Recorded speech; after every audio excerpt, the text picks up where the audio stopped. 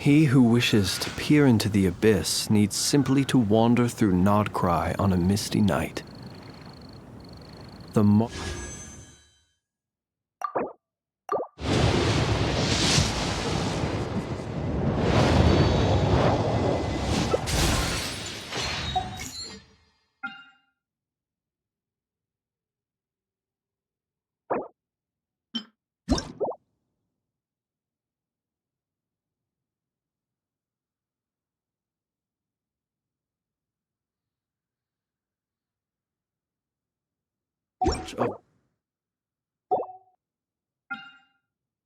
wild hunt will be sure to drag him into the darkness.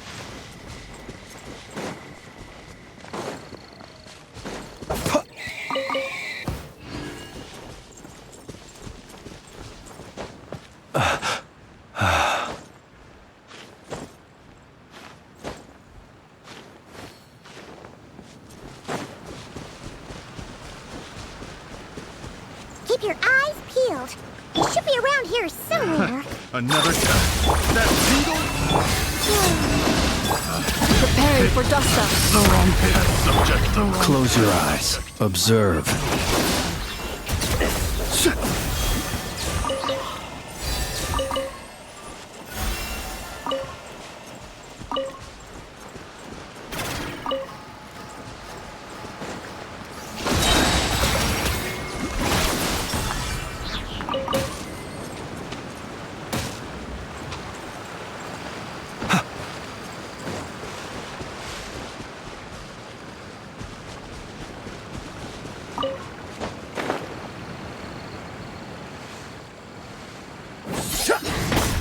Be silent.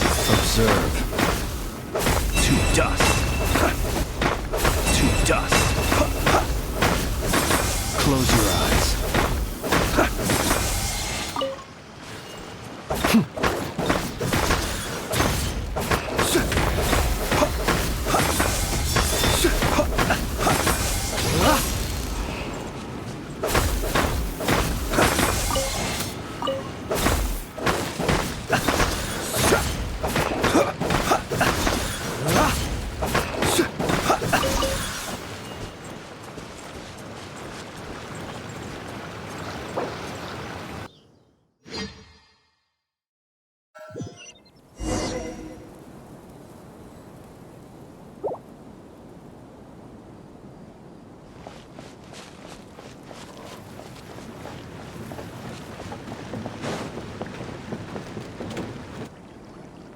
Who could have imagined that the once mighty Geo-Archon might end up so, sitting on a humble stool in the woods, quietly weaving moon lanterns?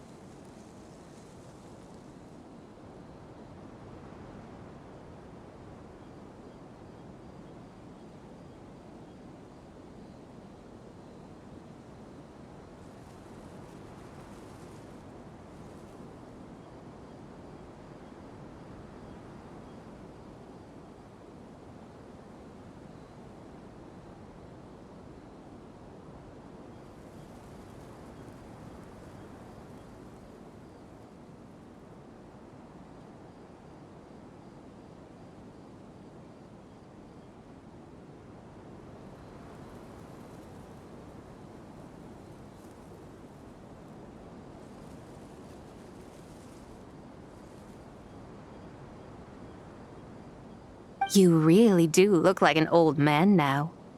This is a Shao lantern, not a moon lantern. In ages past, when the gods waged war and the world was in turmoil, these lanterns were lit to guide fallen warriors back to their homes.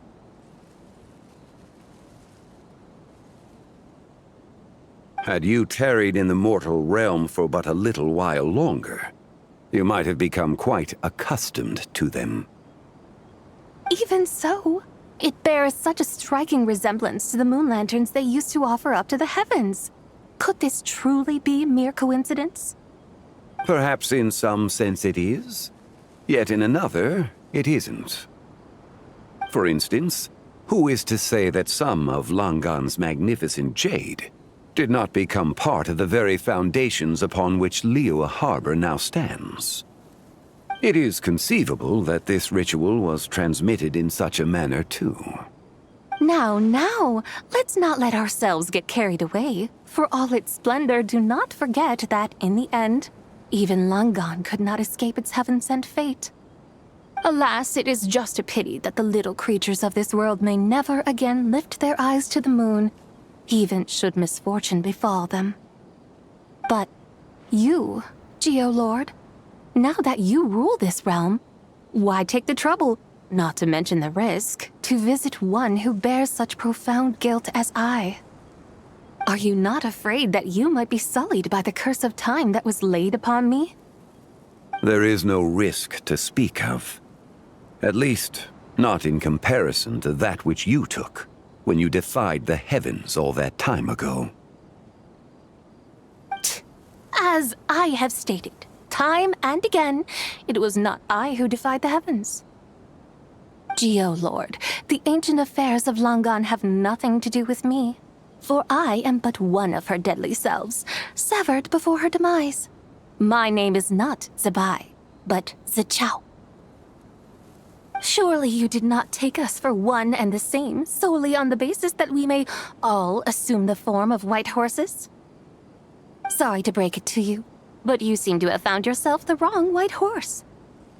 Anyway, do tell me, what urgent matter brings you here? Very well, then. I have come to ask for Zebai's shade. Oh? So, the Geolord has set his sights upon Zebai's human soul. And what is it that you intend to do with it? The world outside is changing. With the new moon's birth, the confines of the shadow moon are gradually disintegrating. In other words, the heavenly soul is set to return. Consequently, strange phenomena have manifested within Langan's former domain, leading to the earthly soul's reappearance as well. The last of the trio, the human soul, is in your possession. Most intriguing. My intention is to gather all three together, so that an old friend may finally make her return. I must admit, it seems that some remarkable affairs are coming to pass in the outside world. Yet there is one thing you seem to have overlooked, Lord of Geo. Back in the day, it was you that freed me from that painting. And afterwards, I took up arms in your name. Together we first subdued Chenyu Vale, then brought peace to Mount Qingse. It was for this cause that the contract between us was made. But now that the debt has been repaid, what cause have you to expect my aid? Zebai and I have long been friends. Given not only that you were manifested from a corrupt desire within her divine form, but that you also possess a fragment of her soul, how can you purport to be the wrong white horse? I think you'll find that we are now as separate and distinct as any two beings ever were. What once shone with radiant purity has long become dust. What you see is no longer what it was. Oh, great Lord of Geo. Should this still be unclear to you, I bid you take your leave. It seems that the fault lies in my own lack of consideration. As you wish. I shall let this matter rest. Wait! One moment, if you will. Should this not be your opportunity to propose a new contract? The part where you make me an offer I simply couldn't refuse? Even those puny mortals know how to haggle when striking their bargains. Should you, the famed god of contracts, not likewise strive for success through negotiation?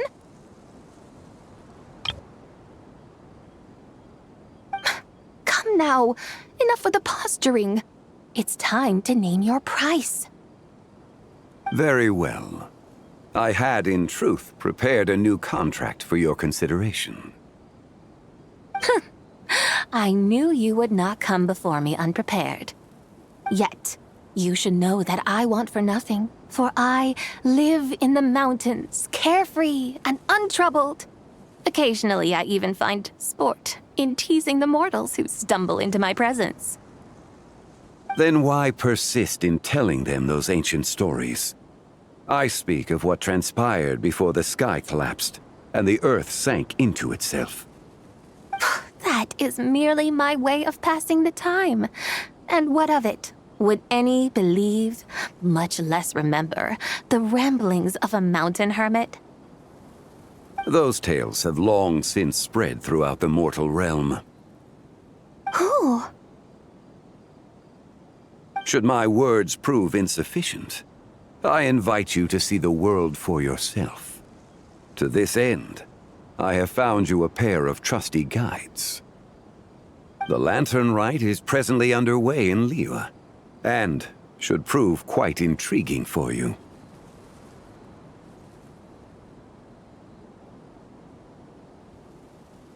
So this, then, is the contract you have prepared for me? Indeed it is. Think of it as a contract for a one-day festive excursion. Surely you do not hope to offer this in exchange for Tsubai's shade. The foundation of my very existence for a little excursion seems a little steep, wouldn't you say? Why not see for yourself? You can always decide afterwards. The final determination, of course, shall rest with you. Is that so? Then perhaps this deal might not be entirely off the table after all. Where then are these guides of which you speak? Hey, it's Xiangli! Oh, we've been looking for you everywhere. We thought you might have gone missing. You're here. So these are my guides. Well, well. They certainly look the part, I'll give you that. Guides? Oh, you poor innocent little creatures. The benevolent Lord of Geo has sold you to me, which means that for the rest of this day, you belong to me. Sold us to you? Just what have you gotten us into, Xiangli? The situation is not quite as dire as that would sound. I ask only that you accompany my Adeptus friend on a tour of Liyue. I would suspect that depends on how well you entertain me. Entertain you? Let us start with this Liyue harbor of which I have heard so much. Nowhere is quite so fascinating as a place teeming with little mortals. How come this Adeptus sounds so different from what Paimon imagined? Okay, we'll take care of it. Get ready to find out why they call Paimon the best travel guide in all of Tibet.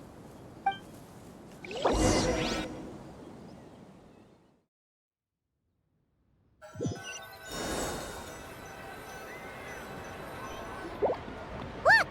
We've arrived at Liyue Harbor. Not only is it Tibet's busiest port, it's also the beating heart of Liyue. So, dear Madam Adeptus, where would you like to go first? With humble fare and wine to sip, in comfort clothed and soul at ease, one eats, and all the heart's ills cease. So we're heading straight for the good stuff? Well, you're in luck, because Paimon's an expert when it comes to food. There are two main cooking styles in Liyue. Li cuisine, which is all about mountain delicacies, and Yue cuisine, which is centered on seafood. The most famous restaurants are Liuli Pavilion and Shinyue Kiosk. Oh, now Paimon's starting to drool. Yes, our only option is to go try them both. 2 meals back to back. Both sound like excellent options to me. Are these the kind of establishments that most people might visit on a regular basis? Not exactly. Both Li cuisine and Yue cuisine are known for their pricey ingredients. Definitely not what you'd call the budget options. But don't you worry about that. Just think of it as Zhang Li's little treat. Come on! Aren't you supposed to be pals with Hu Tao? Paimon's sure we can afford to spend a little more of her mora at least. Hey! All Paimon wants is to provide our Adeptus with the best possible experience here. Don't you want that too? Both certainly sound like worthy choices. Just now, though, I happened to see a porter pass this way. Where might individuals like him go to eat? A hungry porter, huh? Oh! Paimon knows just the place! Yep. Nothing fancy schmancy there. Just tasty dishes made with simple ingredients in a variety of different styles. Oh, and the owner happens to be a good friend of ours, too. One mean restaurant. Yes, even the name itself feels lively and down to earth. All right, let's make it our first stop. Yippee! That's a great choice, too. Alrighty, let's head over there right away. Paimon can't wait to dig in. Wamin Restaurant, here we come.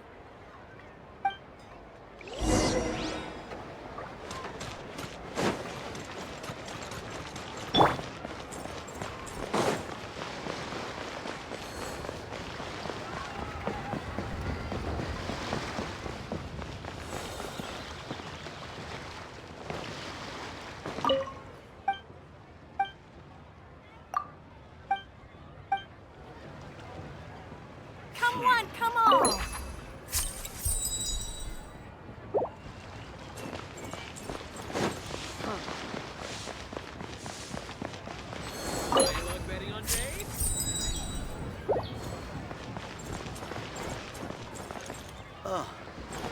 What should I try this time?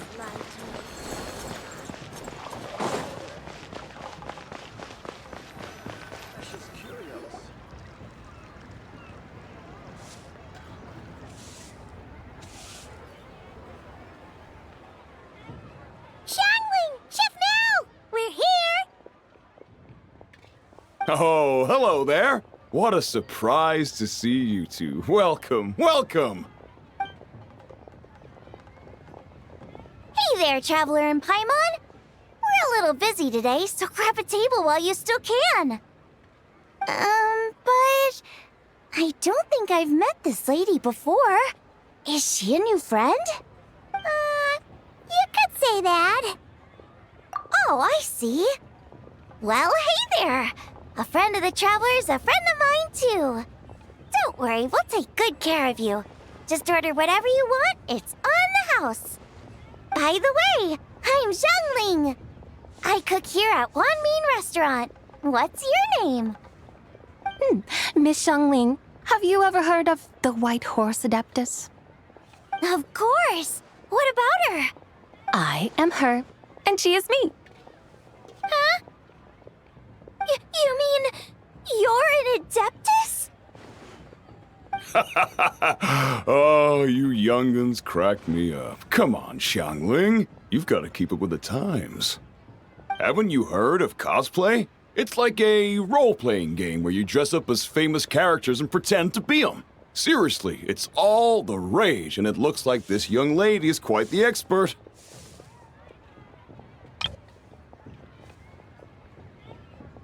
Your friends sure keep their fingers on the pulse, huh, Traveler? Wow, Dad. Didn't know you were so tuned in. But how come I haven't heard about it?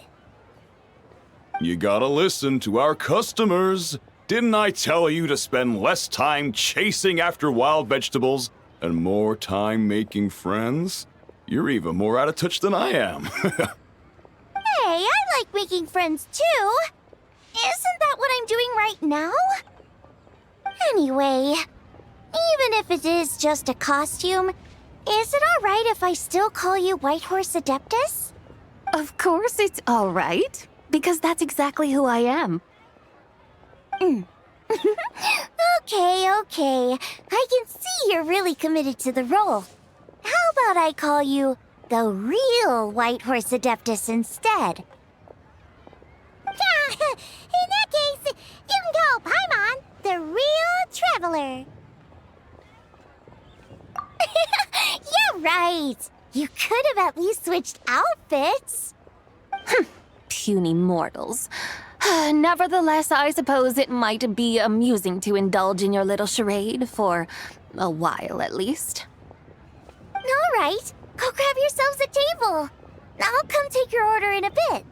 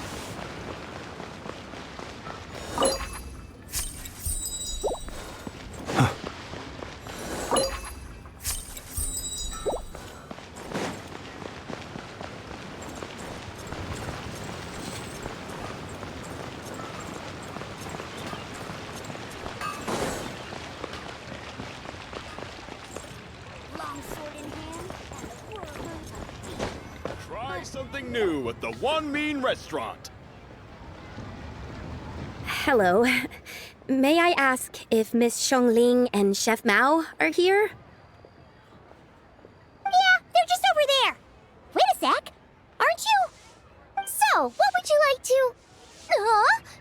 You're... Hello, Miss Xiongling. It's me, Lu Xiongxiong, the one who broke some stuff here at your restaurant a few days ago. I just wanted you to know how sorry I am. I honestly don't know what came over me. Please, please forgive me. Oh, it's you. You really gave me a fright that day, young lady.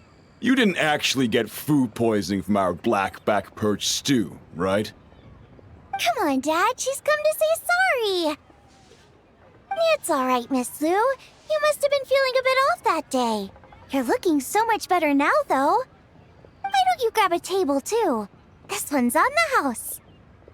No, I couldn't possibly. Hey, it's totally okay. We all feel under the weather sometimes, especially when we're away from home. Go on. Yikes.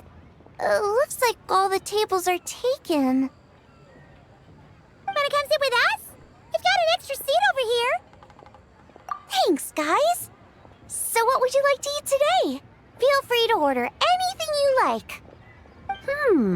I should very much like to sample your renowned poisonous blackback perch stew. It wasn't poisoned. That was all on me. So that's one portion of blackback perch stew. How about you guys? Paimon wants... Sure thing. Looks like Paimon's having trouble making up her mind. Anyway, I guarantee you'll love it. Let me think.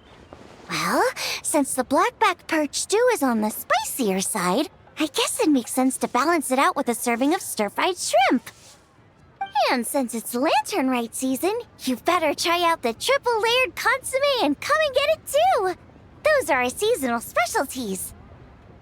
As for the carbs, since we've got a full table, how about some right at home? Along with our special chili mince cornbread buns. Trust me, you won't be disappointed. Then for dessert, I'll whip you up some Lucky Snow Delight. I just came up with it a few days ago, and I can't wait for you to try it. Wow! Sounds like quite the feast. Looks like Paimon's in luck today. Am I the only one who thinks that's way too much? Not at all. Don't worry, I know what I'm doing. And to top it all off, our star dish, Adeptus Temptation. You should know that we don't often serve this here at Wanmin Restaurant. But since this is my first time cooking for the White Horse Adeptus, I'm pulling out all the stops. Okie dokie, just sit back and relax. I'll have your dishes out in no time. Hold on. Did I just hear Miss Xiangling mention the White Horse Adeptus? You did indeed. And you're looking right at her. That's a joke, by the way. She's cosplaying. Oh, I see. Phew, almost believed you there for a moment. Tell me, little one, what business might you have with the White Horse Adeptus? It's a long story. Basically, a while back, I took part in an archaeological dig over at the chasm. Well, our findings show that they date back to the era of Long Gone, an ancient nation whose people are said to have been the ancestors of some of the modern-day inhabitants of Chenyu Vale. And why might such matters concern the White Horse Adeptus? Because some of those relics not only seem to contain textual references to her, but even depictions of what she looked like. There have long been legends claiming that the White Horse Adeptus was a deity of that era, but there are plenty of other theories out there too. If I could just locate some more detailed records, I'm sure we'd be able to find out so much more. So you're into history? Well, to tell you the truth, I actually joined the archaeological team by sheer accident. But once I'd started down this path, I knew that I wanted to make something of myself. Recently, though, things seem to have taken a turn for the worse. I still can't believe I caused such a mess and even ended up hurting someone. Oh, so you're considering becoming a martial artist now instead? No, I mean, they weren't seriously hurt. It was just a few scratches, and they let it go after my mother compensated them. Either way, my career is pretty much over. And even though both the victim and the Ministry of Civil Affairs say they won't be pursuing the matter any further, my father says he's going to punish me according to our family rules. Family rules? Yeah, he's decided to ground me. I'll have to return to Chaoying Village after Lantern Rite, and goodness knows when I'll be allowed to leave again. Wow, that's harsh. Sounds like the kind of thing only rich, super traditional parents would do. We're not exactly rich, though. All we own are a few tea fields in Chaoying Village and a guest house in Liyue Harbor. A guest house? It isn't Baiju Guest House by any chance? Yep, he's my grandfather. So, you've heard of the guest house before? Small world, huh? Come to think of it, didn't Boss Lu mention something about hoping that the White Horse Adeptus would show up and let her divine power be known? Sure, but Paimon's guessing this wasn't exactly what he had in mind. Little one, it sounds to me that your family is rather well off after all. What then drew you to archaeology? Why subject yourself to such unnecessary hardships? Even if I stayed at home, there's no guarantee I'd lead a nice, easy life. Just look at my father. Recently, my grandfather put him in charge of the guest house, and he came up with a bunch of ideas right away, starting with changing its name. That didn't turn out well, though. My grandfather yelled at him for days, even calling him a bad son, and they still haven't let it go. Oh! Paimon thinks we might have heard about that too. Long story short, being dependent on others is never fun. You just end up being completely under their thumb. That's why I want to make it on my own out here, no matter how hard it is. After all, as the saying goes, to rise above others, one must endure the hardest of hardships. What's so funny about that? You poor, innocent little creatures never fail to amuse me.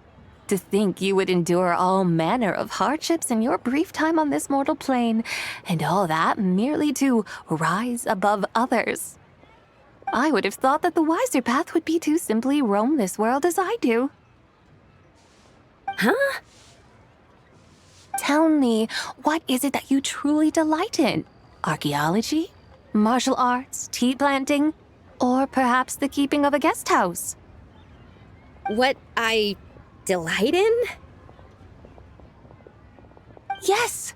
Surely there must be something you don't find quite so exhausting. Whatever delights you should not feel like a burden. But do things like that really exist? Of course! Take Miss Xiangling, for instance. I defy you to detect even a hint of hardship on her face when she wields her walking spatula.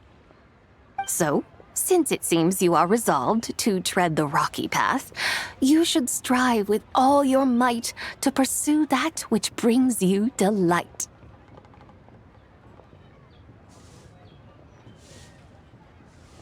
You mean, like cosplay? I suppose you might say that. Looks like the White Horse Adeptus is really getting into her role. I think I get what you mean then. Maybe I should have a chat with Miss Xiangling before I head home. Okay, everyone. Sorry to keep you waiting. Here's your food. Wow. It all smells so good. Oh, finally! I get to try that famous poisonous stew. Hey, didn't you hear what Shang said? It wasn't the stew. If anyone's to blame, it's that other you. What's up? How fiercely this mortal fare burns upon the tongue!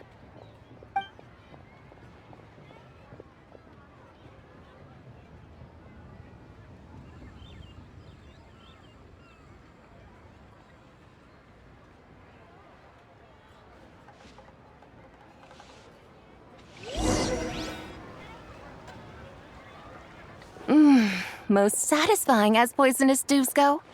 So, where to now? Time, I think, to seek out some diversion? Oh, there's plenty of entertainment options in Liyue. Paimon will tell you that. The locals like to drink tea, walk their pets, play chess, watch operas, attend storytelling performances. Storytelling performances? You know, like listening to people telling stories. They're usually based on old Liyue legends, just like their operas. Stuff like the Divine Damsel of Devastation, Through the Eyes of a Dragon, or the Sanctification of Tao Do. What about the story of the bright moon that sits in the sky above us? Paimon doesn't think she's heard that one. Still, the moon does come up quite a lot. It's even in the name itself. The Yue in Liyue actually means moon. Since we're on the subject, you like telling stories yourself, right? Why don't we go check it out? In that case, I'll have to trouble the two of you to lead the way. Awesome! Let's go! Third round knockout, here we come!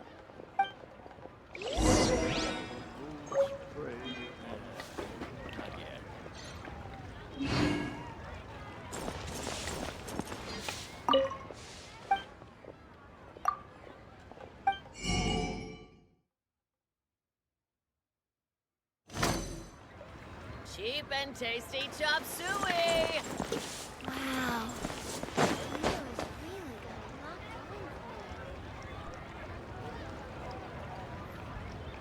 What a tongue twister! I'd have made a complete fool of myself if I tried to say it on stage without practicing it first. Huh! Call yourself Iron Tongue, Tien. Wobbly Tongue, Tien, more like. I used to have that problem a lot. But if you just take your time to grasp the meaning and commit it to memory, you'll be able to say it smoothly in no time. You're right, Miss Yoon. I'll give it another try. Hey, Yunchin! Fancy seeing you here! What are you two talking about? Ah, Traveler and Paimon, we meet again. And who, may I ask, is this?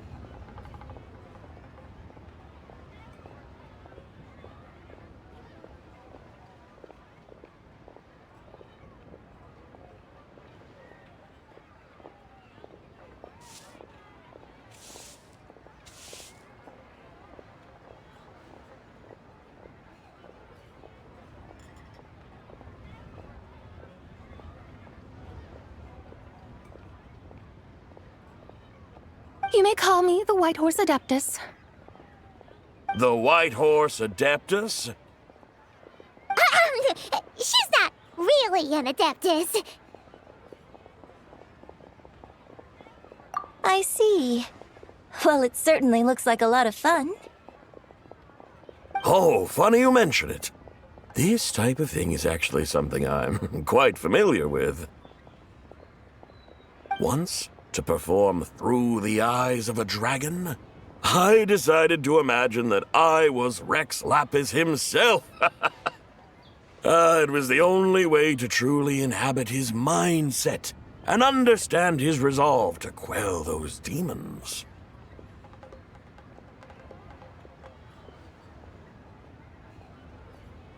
Sounds like you just wanted an excuse to feel all big and powerful. Hey, that's... You just don't understand how inspiration works. You're one to talk. Paimon's traveled all over with the Traveler, and she's seen things that would make your jaw drop. All right, then. Since you claim to be so knowledgeable, why don't you prove it by reciting an ancient poem? An ancient poem? Which one? Ha! See? You mean to tell me you've never even heard of the ancient poem called An Ancient Poem? What kind of a title is that? Quit teasing, Paimon. We only just found out about that ourselves. He's talking about the writing on those ancient relics. When we first saw it, we couldn't figure out what it all meant. So in the meantime, we decided to just refer to it as an ancient poem. However, thanks to the painstaking work of the scholars who were tasked with decoding it, it seems like that's exactly what it was. Or rather, an ode offered in veneration of the moon and the White Horse Adeptus. Oh yeah! Didn't Kuching mention that before? It's got something to do with Longon, right? That is correct. The Ministry of Civil Affairs has issued a notice stating that, although it is true that the moon may disappear tonight, we should be in no danger. In other words, there's nothing to fear. But if you're worried, we can always take a leaf from the Book of the Ancients. By reciting this poem, I mean, and calling for the White Horse Adeptus's aid. If we do that, I'm certain she'll protect our moon and keep us safe. Oh, seriously? Paimon has to get a look at this.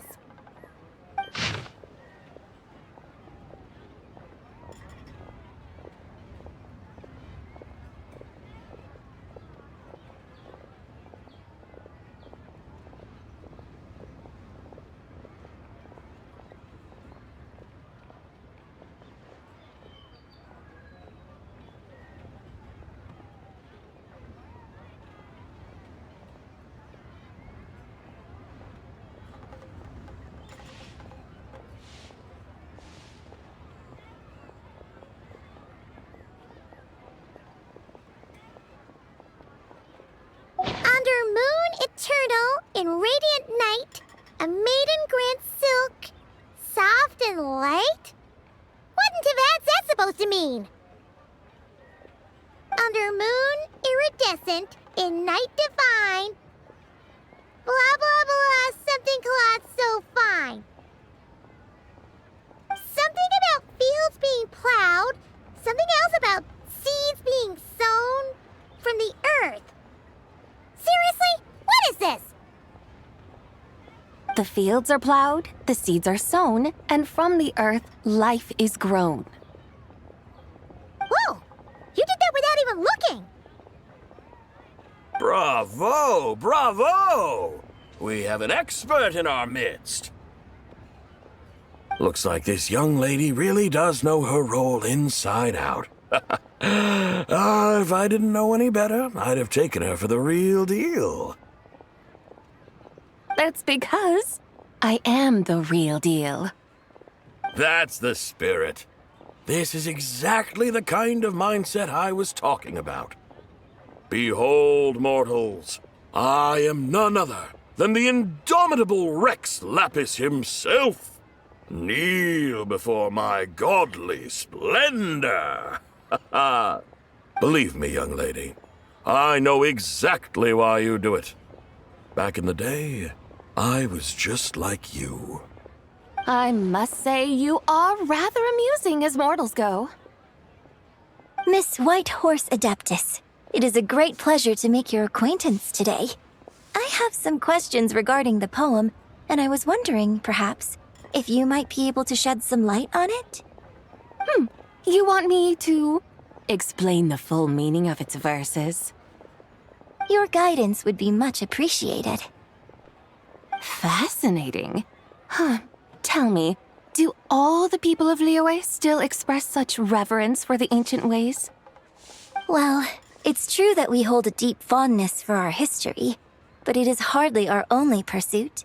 One of my good friends, for instance, is even more devoted to the modern Fontanian art of rock and roll. Exactly! And don't forget, great practitioners of the role-playing arts walk among us too.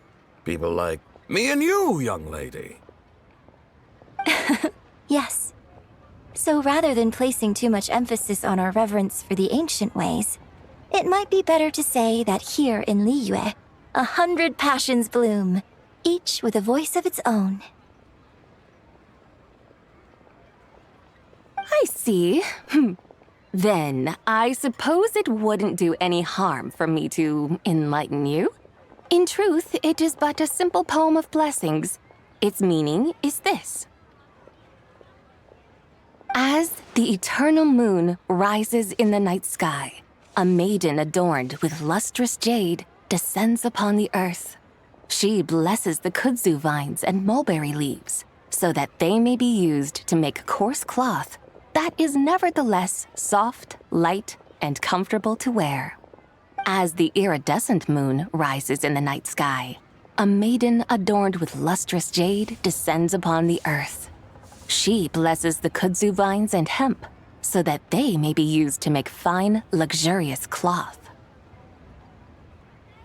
As the frost moon rises in the night sky, a maiden adorned with lustrous jade descends upon the earth. She blesses the mugwort and artemisia so that they may be perfect for divination. So she really did come down from the moon? She shows the people how to use the plow and spade to purge the land of weeds, till the soil, and heap up the earth to make it fertile. Then with the hoe, she teaches them to sow their grain, bestowing the promise of life upon every seed. She blesses the millet and the beans, ensuring that their stalks and vines stretch forth without end. She graces the wheat and the rice, so that their heavy heads are filled with plump, glistening grain. Sounds like she's a real pro at all this farming stuff. The fruits of the field are harvested and brewed into sacred wine for honored guests. This we reverently present to the divine maiden, with every ceremonial step flawlessly observed, so that she may witness the depth of our piety and respect.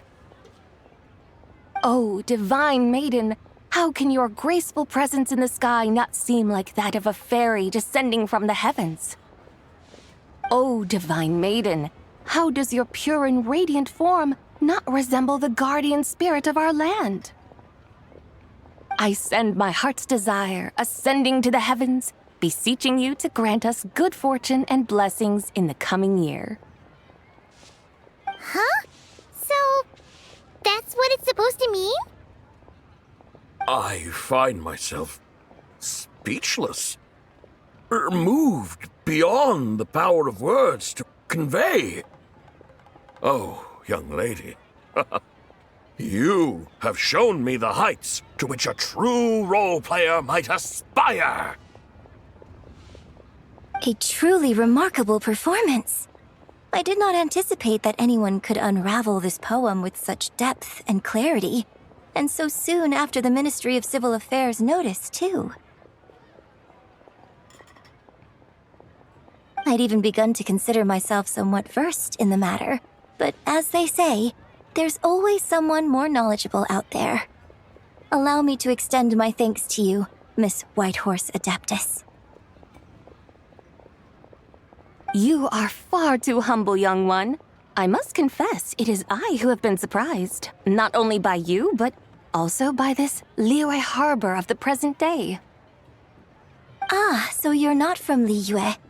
And what, may I ask, has surprised you about it? Oh, it's nothing really. Just some old memories scattered here and there. Very well, my guides. I suppose it is time we set forth on the next part of our excursion. I'd like to go see that wharf now. What say the two of you? No problem. We'll take you wherever you want. Oh, leaving so soon? Before you go, allow me to introduce myself. I am Yunjin, director of the Yunhan Opera Troupe. May I ask your name in return?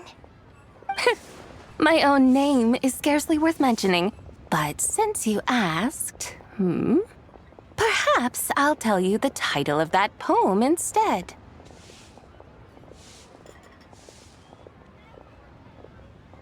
Huh? So, it isn't actually called an ancient poem? Of course not. Its real title is Odes of Long Zabai. Odes of Long Zabai. All right then, until we meet again.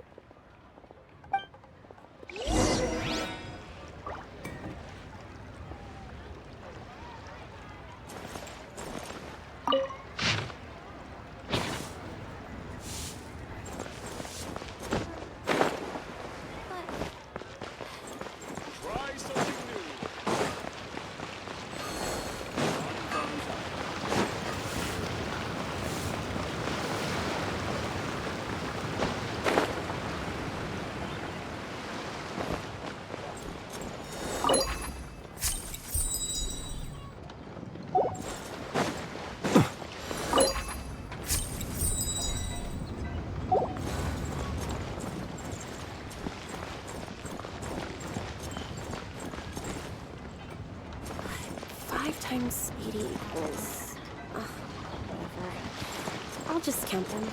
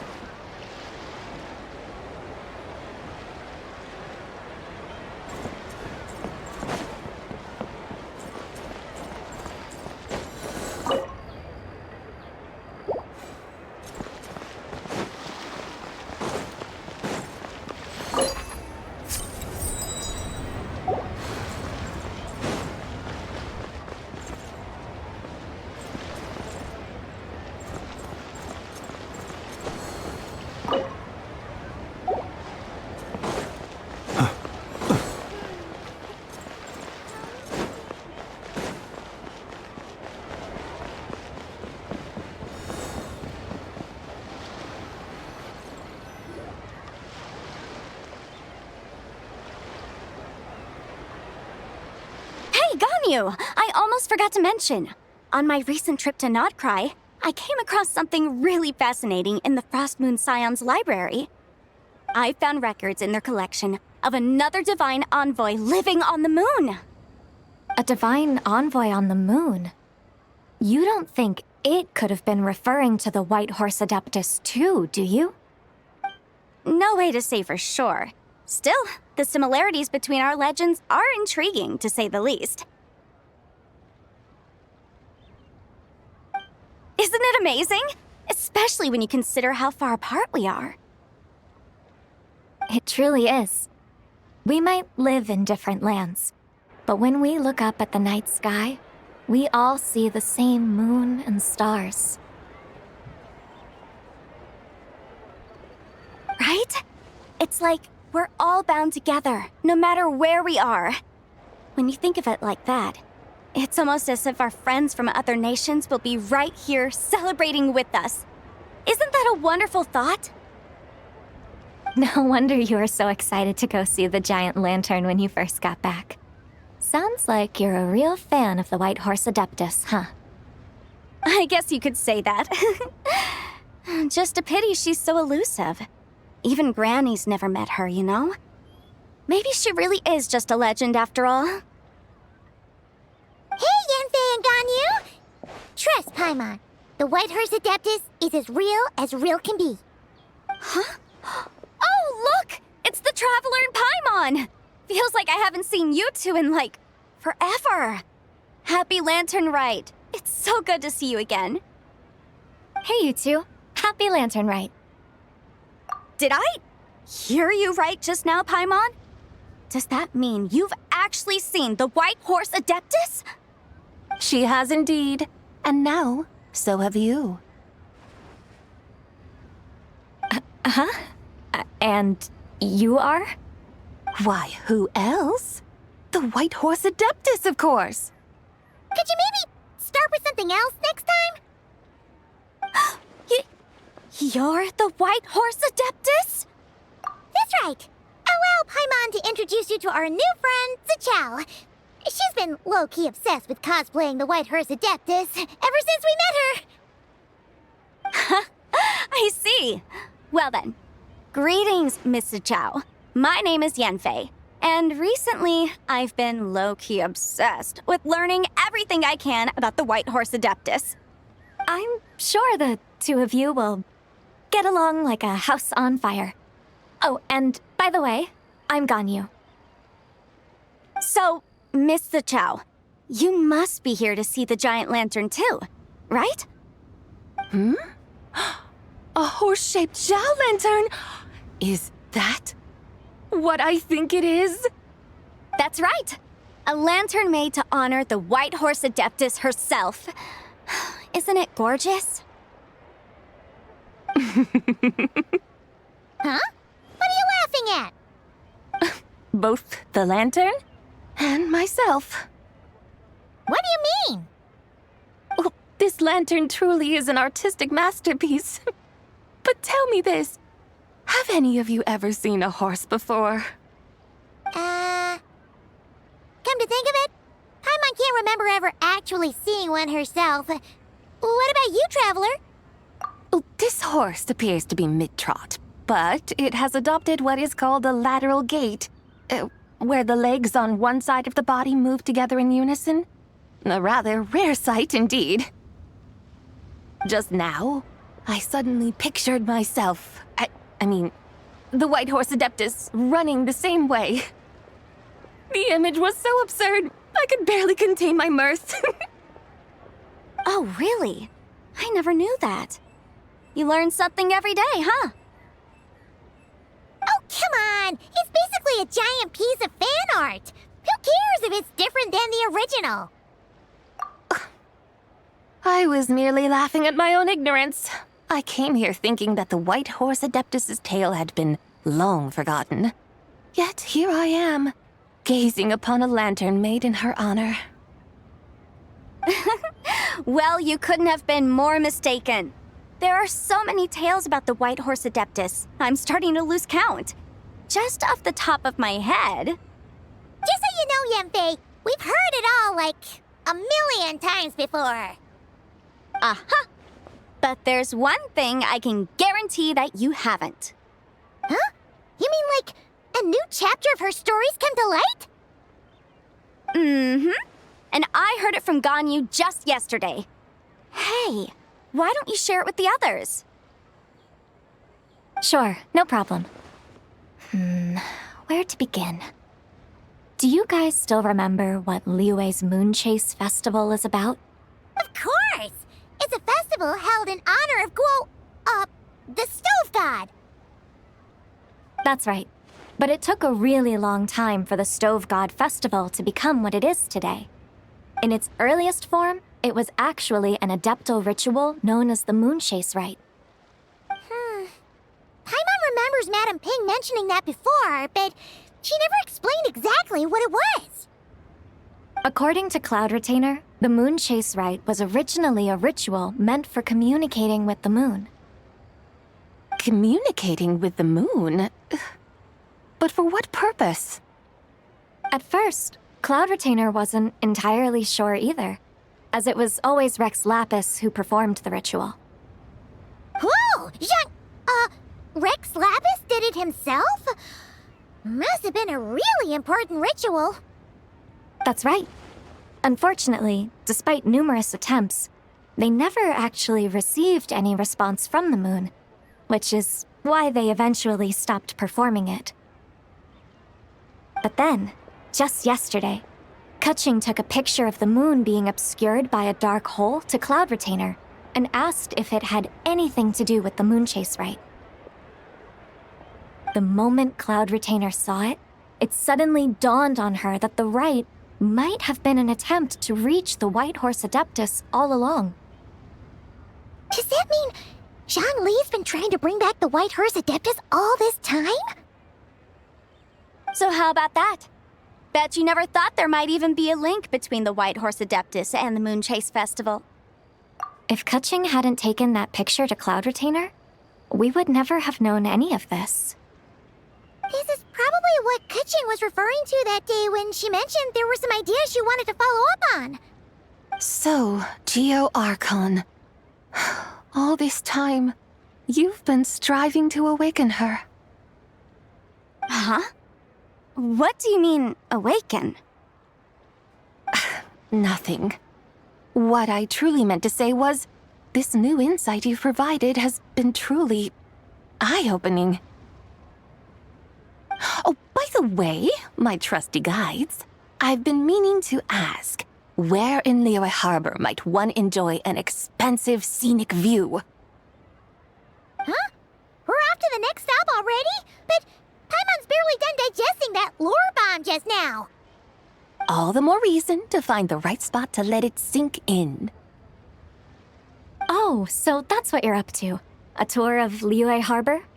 In that case, if you're looking for a spot with a panoramic view, I'd recommend Yujing Terrace. That's a great idea. Since the terrace is on higher ground, the sea view from up there's so much better. Great! Well, the lantern rite's about to start, so we should get back to Granny's now. Hope to see you all at the festival tonight. Oh, you're off too? All right then. See you both soon. See you soon!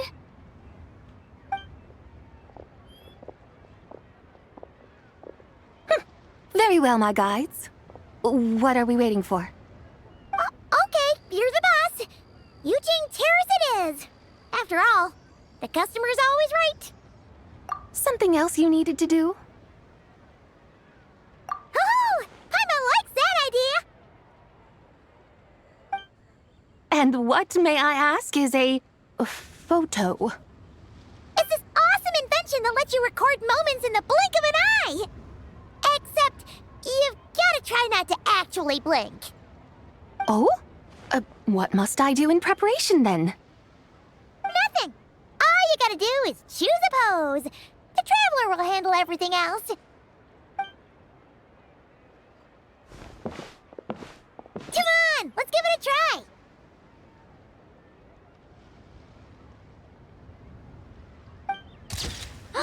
Look! We got a great picture!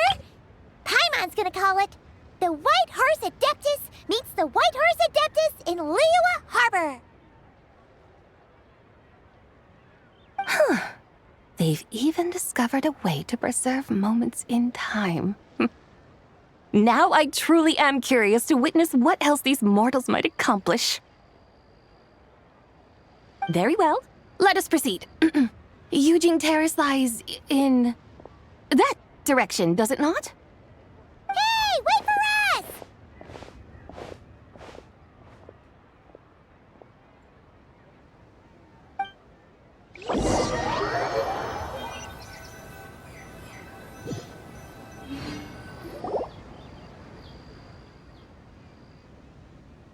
Truly a marvelous view if ever there was one.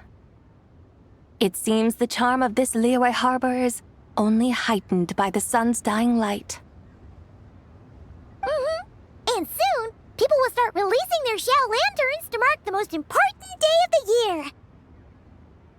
Practically everyone will be with their friends and family, eating a big meal, chatting, and even setting off fireworks.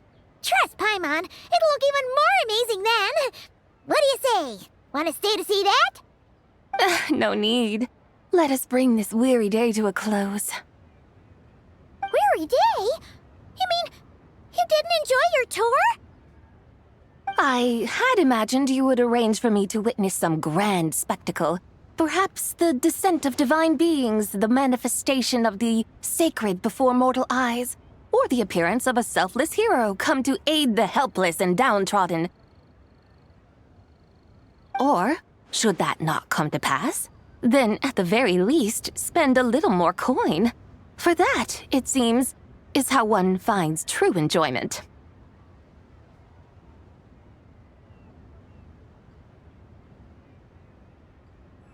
Alas, but there was none of these. Instead, we merely filled our bellies, listened to tales, and gazed upon a crude imitation of my likeness. And now the sun begins its descent. What a day of quiet tedium. Well, we're so sorry. If we'd known that was what you wanted, we'd have done it all differently. It's all that Zhang Li's fault for not making the customer's requirements clear. Well, it's too late now. Do you still believe I would part with that soul fragment, now so intertwined with my very being? But... I knew you were the more astute of the pair. Huh? You were just trying to scare Paimon? It seems the realm of the Geo-Archon has a way of making one more stony-faced. So, you were just pulling Paimon's leg? Of course. I was merely engaging in a little banter with the two of you. Long ago, I shared tales with various mortals who chanced upon my mountain abode. Never did I imagine that those stories would endure. It seems I greatly underestimated them. Perhaps, as your Geolord said, a few pieces of ancient Langan's magnificent jade have truly become part of the very foundation of this land. So, you've decided to help us? Again, that goes without saying. I made up my mind some time ago now. When I beheld a rather intriguing scene as I set foot in this city.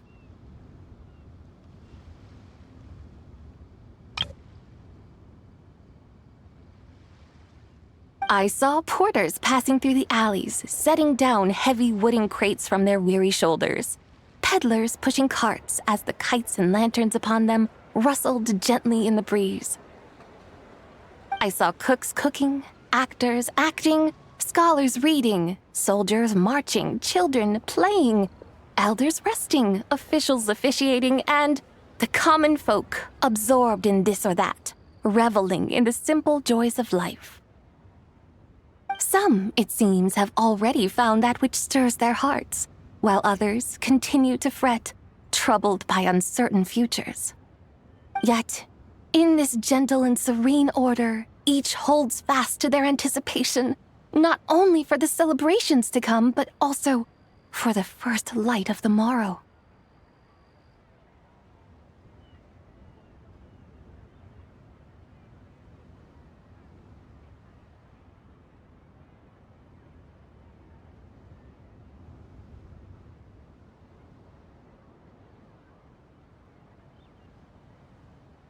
scenes I once yearned to behold now unfold How wondrous is this mortal realm? Thank you, Whitehorse Adeptus! Thank you so much! Adeptus, Adepti, perhaps the singular art in which we are truly proficient is that of sequestering ourselves within the high mountains.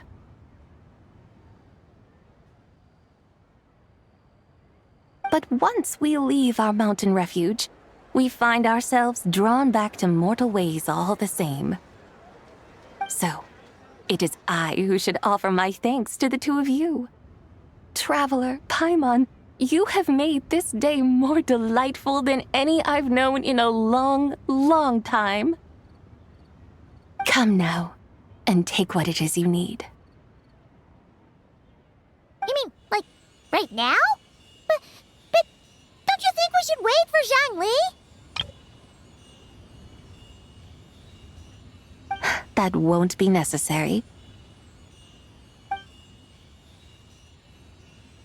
All things shall meet again in their time, for the waters know no rest, and the flowers their appointed season. One need not fear that life is but a journey of goodbyes.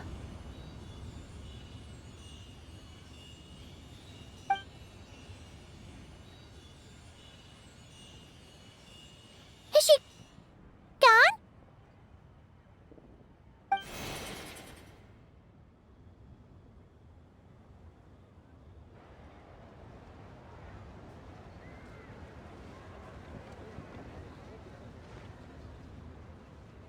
Yes, she's gone. A deadly self is formed from the body's impure vapors, so naturally it cannot survive long in this world. Had it not been sustained by the remnant of Zibai's soul, it would have faded away a long time past. Now that the remnant is gone, it has severed its ties to the mortal world. Zhangli! When did you get here? A while ago. I would have thought you'd at least want to say goodbye. Though mountains endure, the ceaseless waters will, at last, wear away their sharp edges. Thus must I meet the marks wrought upon her by the ruler of time with great caution.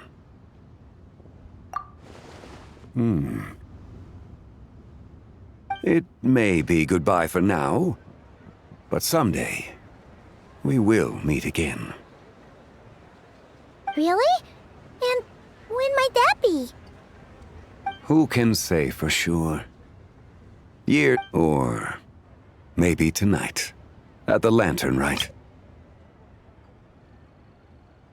Are you saying that if the Whitehorse Adeptus were to be resurrected, she'd still have the memories of the three deadly selves? That she'd still remember us? We will find out soon enough.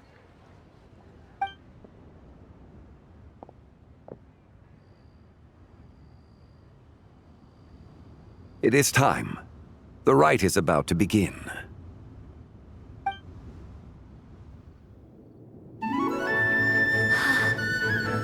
The rite is about to begin. Is the moon really gonna disappear? Got your lanterns ready, everyone? All set. Might be about time to put eyes to the sky. Wouldn't you say, Tianchuan? Look!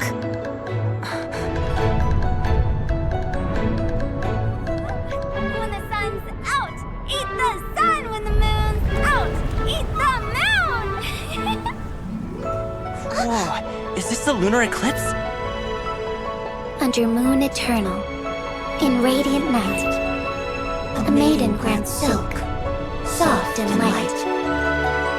Under moon iridescent, in night divine, a maiden grants fiber for cloth For so you. fine. Under moon of frost, in night so great, a maiden grants tools to divine our fate. The fields are plowed, the seeds are sown, and from the earth, life is grown. The seedlings stretch, the crops do rise, and all unfolds before our eyes. Fruits are gathered, sweet wine is poured. These gifts we offer to our Lord. Pure as heaven, so fair and bright, she shines as light in this dark night. And with her does this, wish take flight.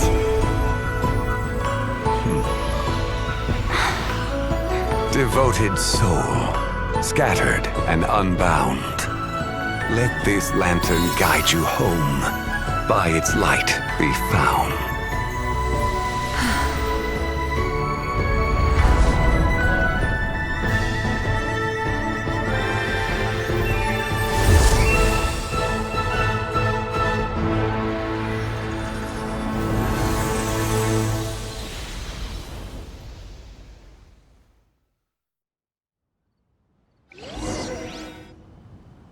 Did we do it? Do we finally get to meet the real White Horse Adeptus?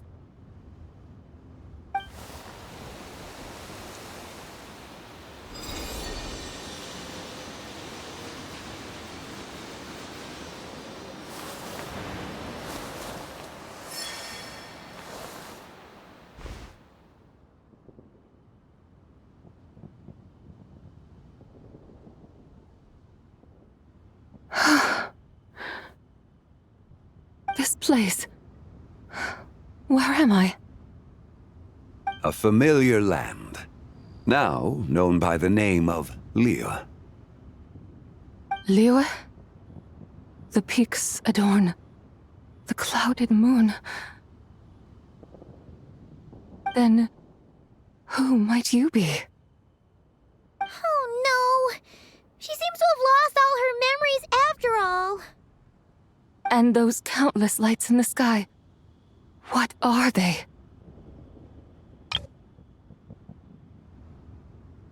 These lights, each like a dwelling in glad accord, usher in this day of joyous rebirth. And whose rebirth might that be? That of my old friend, Zibai.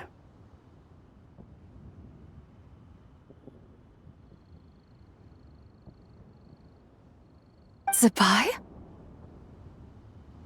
Yeah, that's you! Don't you remember anything at all? That's... me? Oh, yes.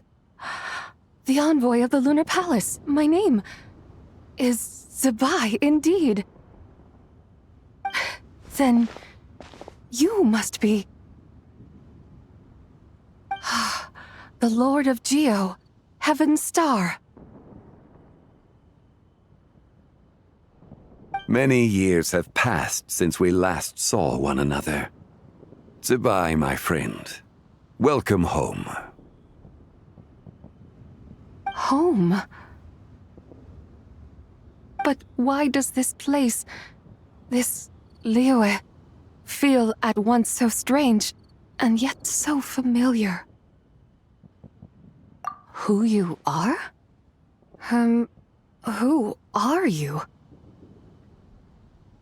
Ah, yes, I remember now. You are that treasure-hunting damsel, the one stricken by the poisonous fish stew. How goes your quest for treasure? You must have achieved both fame and fortune by now, I trust. Hey, you've got it all wrong! You're talking about Lu Xiangxiang. And how many times do we have to tell you? She wasn't poisoned! Sheesh!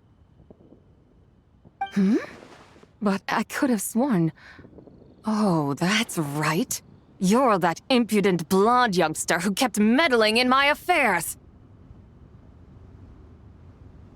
And to think you even had the audacity to presume yourselves worthy of being... What was it again? Ah, yes, of being my guides.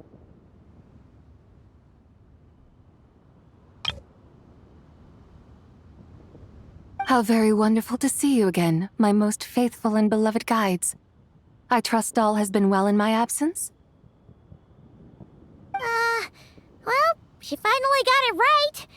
But that sudden mood swing felt even weirder. It's like her head's packed full of slimes. It is possible that her cells have not yet settled. After all, they've only just been brought back together. It may be some time before she fully recovers. Huh? You mean, kinda like she's still half asleep? That I cannot say for certain. Perhaps a few days, perhaps a few years. A few years? Mortal years are but a poor measure when divine beings tread the realm of dreams. Well, if you say so. Anyway, at least she's whole again, right? That already seems like a pretty good outcome to Paimon. Yes, there is little cause for worry. We need only wait and let time take its course. Say, what are those little creatures over there up to? Celebrating Lantern Rite, of course. And those lights up in the sky? Those are all Shao lanterns. This year, each and every one of them carries a little wish inside. Lantern Rite. Then, may I join in too? Of course! Why else do you think we've been running around like headless chickens these past few days? Tell you what, Traveler, why don't we take the White Horse Adeptus out to celebrate? Who knows? Maybe seeing some familiar faces might help her find her feet? Hey, Zhongli! You've got some time on your hands now, right? Why don't you come along with us? By no means a bad idea, Paimon. Oh, and Sabai, before Paimon forgets, when we meet the others later, remember to wish them a happy Lantern Rite. Happy, Lantern Rite? Happy Lantern Rite! Yes, Happy Lantern Rite indeed. Well then, let's go!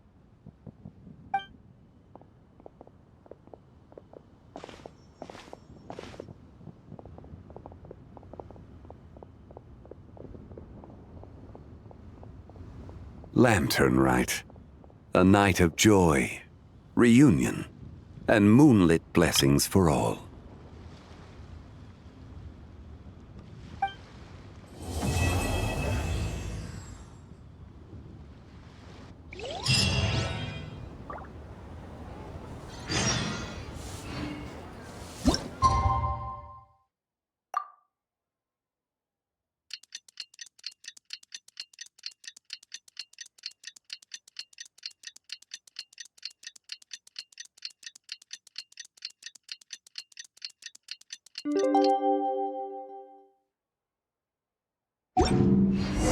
Paimon wonders how the White Horse Adeptus is getting along. Maybe we should check in on her? We could ask Zhongli where she is.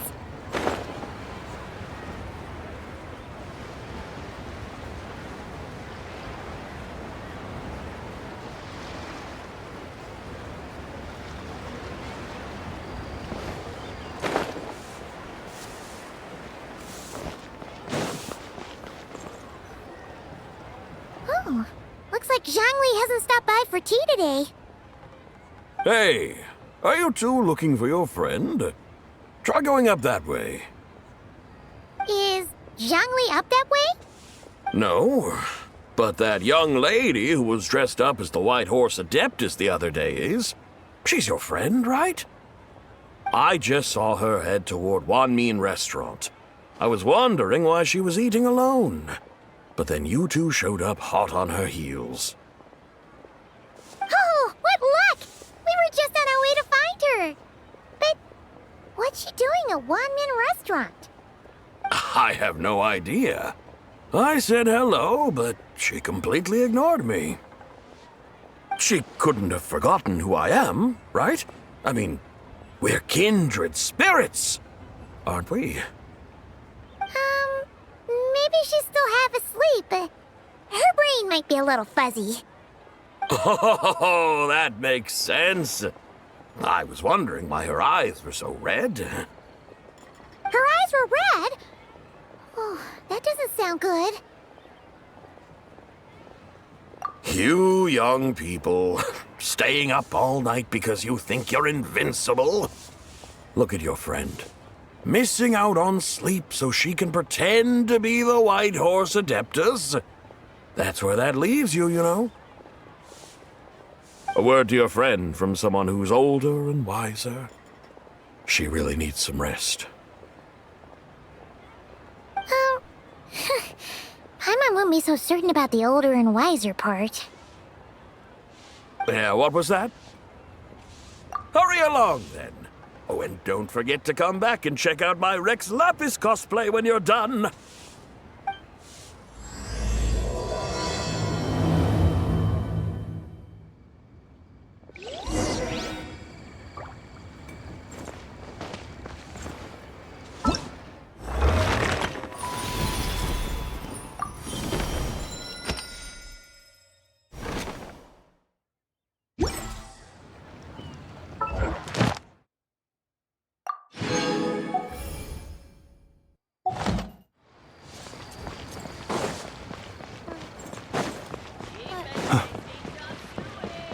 Ad Astra Ab...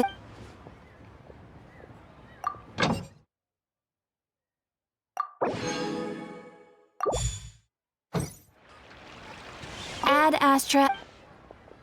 Thank you for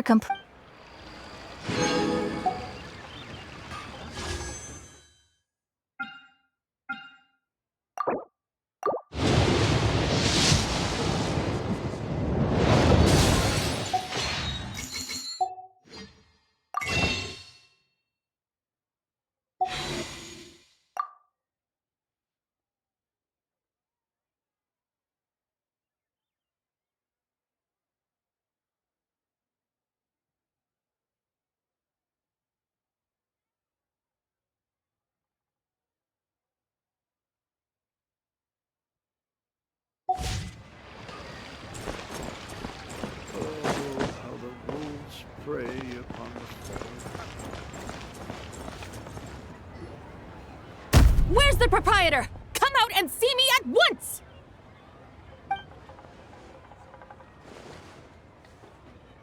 Xiangling and Chef Mao aren't here right now. What can I help you with? And who might you be? My name is Shenhe. I work here at Wanmin Restaurant. Shenhe. Shenhe. Are you that crane adeptus who loves planting mint? It's been a few days. Have you improved your gardening skills? Did you manage to cover the slopes with mint? Mint? I don't know anything about mint. But I am familiar with Qingshen and glaze lilies. Ha! Already casting mint from your mind. How can a practitioner of self-cultivation be so fickle, chasing after every new plant that catches their eye?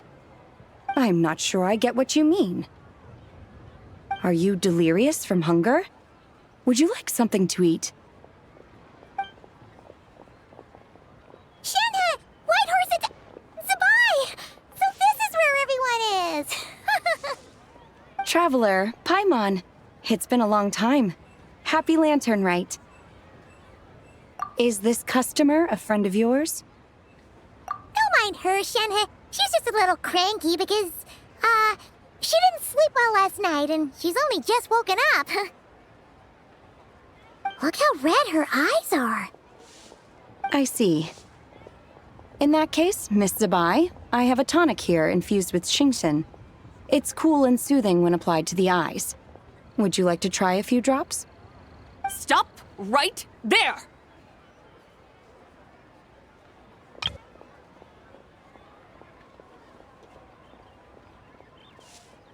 Who are you two noisy children? Hey! Have you forgotten about us already? Guides. Yes, I seem to recall something about some guides. Ah, yes, now I remember. What luck! I was just looking for someone to show me the way to Elong Wharf. Huh. Is she starting to come around? Someone requested my help in purchasing some tea leaves. I was informed they have discounted prices during the festival and that I shall get a good deal there. Tea leaves? This sounds like Zhang Li's doing. He sure knows how to get people running errands for him. Your friend Rex Zhongli initially requested the most expensive tea, but then a young lady in a hexagram hat mentioned he'd burned through the Wangsheng funeral parlor's yearly expenses at an exhibition a few days ago. As such, he is only permitted to buy items that are discounted this month. Oh, that's his boss, Hu Tao. It's about time she realized the problem and put a stop to his spending sprees. Oh, I see. So that's why you're here. Unfortunately, Wanmin Restaurant doesn't sell tea leaves. If you're truly in need, I could gather some wild tea from the mountain slopes. You don't sell tea leaves? But I remember your boss, Miss Lu, saying that she owns tea fields. You really should get some rest. The person you're talking about isn't the boss of Wanmin Restaurant. She's just like you. She came here to eat. Is that so? Life really is full of surprises. What surprises? Your brain really is as gooey as a pack of slimes. Paimon can't believe Zhongli entrusted you with going all the way to Yilong Wharf and buying tea. That would be excellent, my dutiful guides. Yes, Miss Crane. I apologize profusely for my improper behavior just now. Please forgive me. I completely understand. Master often says that the human body is like a mechanism in need of regular maintenance. When a person cannot rest at night, they are sure to become irritable and on edge. Miss Crane, you appear reasoned and compassionate on the surface, yet I sense dark forces churning within your spiritual core. Those red ropes you wear are what bind them, am I correct? Oh, you can sense that? Indeed. I also sense that with your strength, you might try undoing one or two of those bonds when training. Untie Shenhe's ropes? Wouldn't that be risky? Though the use of red ropes to bind the soul is a wondrous technique, practitioners must eventually learn to break free from external aids and look within themselves for restraint. Master has told me similar things, but I am not ready yet. Your self-cultivation has progressed far enough. Then I will seek further guidance from my master. If you still have doubts, you can find me at the Baiju Guest House. I'll be taking up residence there for a while. For now, my dutiful guides, let us be off.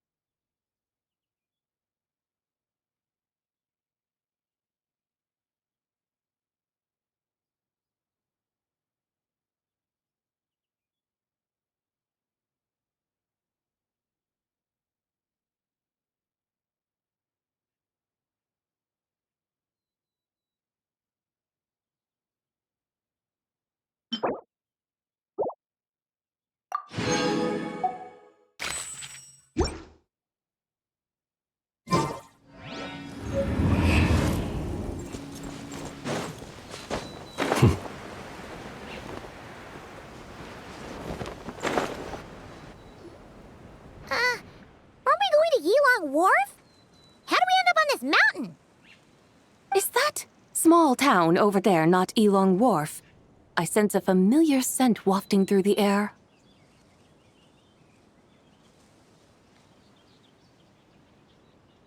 You're right! Except for the smell part.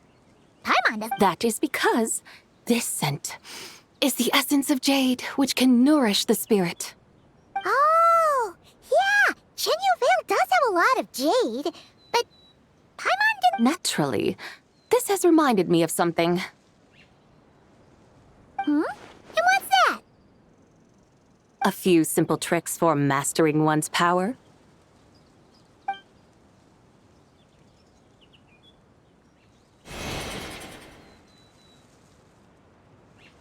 What is that thing?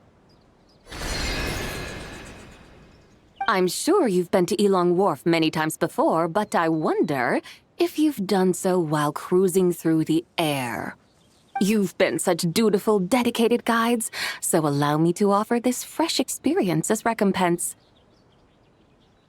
Please step in.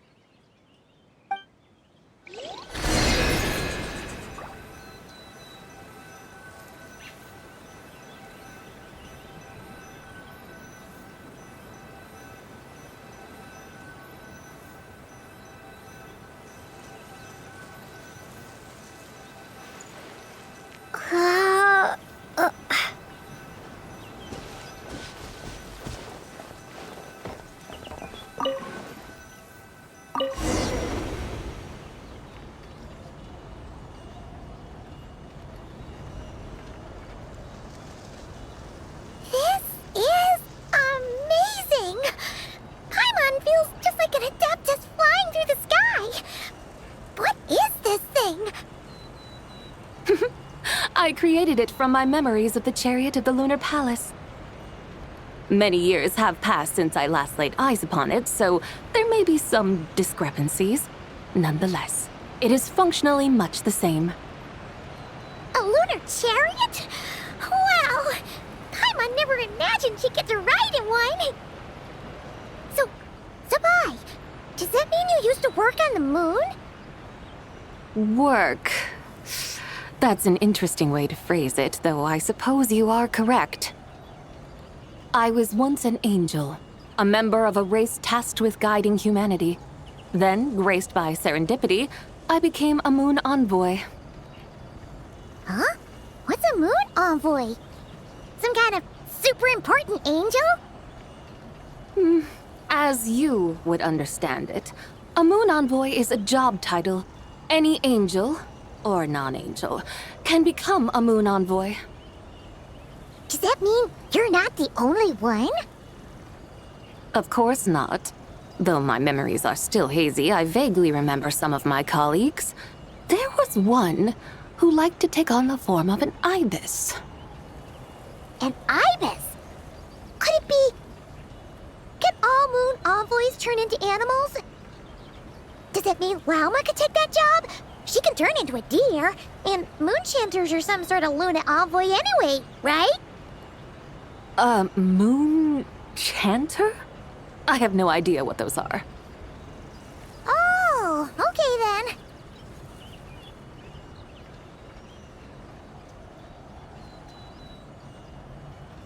Look! Paimon thinks she saw a T-Thunder over there! Very well. Let's take a look.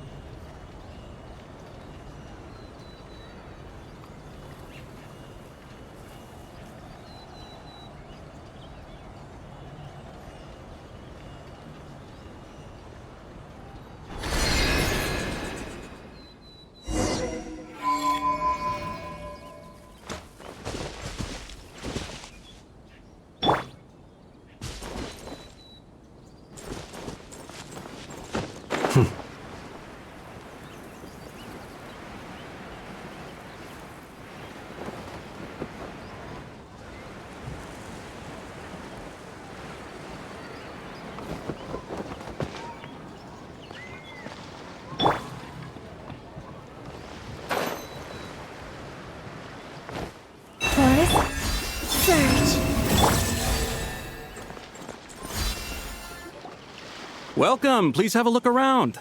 We only sell teas of the finest quality sourced directly from Chaoyang Village. Right now we're offering a special discount for Lantern Rite. Look over there! Discounted tea!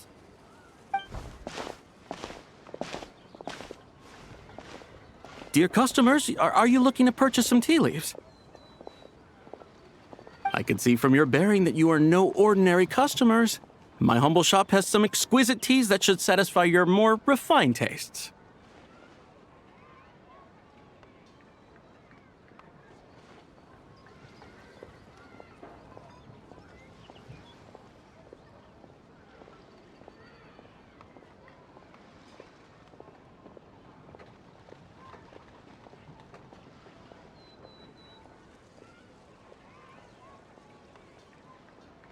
We're not here for quality. We're looking for a discount. A discount? Well, that's a coincidence. Our Sunglaw tea is on sale right now. A special festive offer. Something about the name of that tea sounds familiar to Paimon. Buy 3 boxes of Sunglaw tea during the festival to get 10% off. Buy 4, get 20% off. Buy 10, but... That's right. 10 boxes at half price. Have you been to our shop before by any chance? Oh, Paimon's definitely heard this spiel before. 3, 4, 10, 10, 20, 50. Zabai, what are you muttering about? When purchasing 3, 4, or 10 boxes, the corresponding discounts are 10, 20, and 50%. The intervals between the two sets of numbers are 1 and 6, and 10 and 30. Look! Her eyes turned blue! That's gotta be a first! If the differences between intervals remain equal, the interval after 6 should be 6 plus the difference between 6 and 1, which is 11. Similarly, after 30, the next interval should be 50.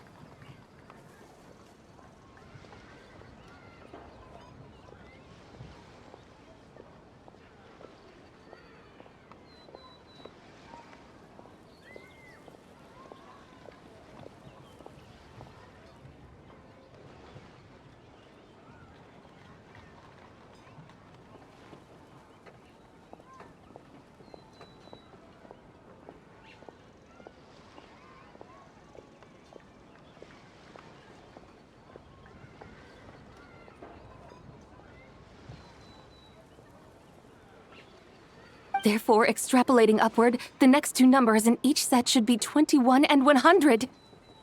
You're making Paimon's head spin! Those numbers, what do they mean? They mean that if we buy 21 boxes of Sunglaw tea, we should get a 100% discount! 100% discount? You mean we'll get them for free? Oh, there was a pattern to the discounts. Is that right? The pattern we speak of is mathematics, little one.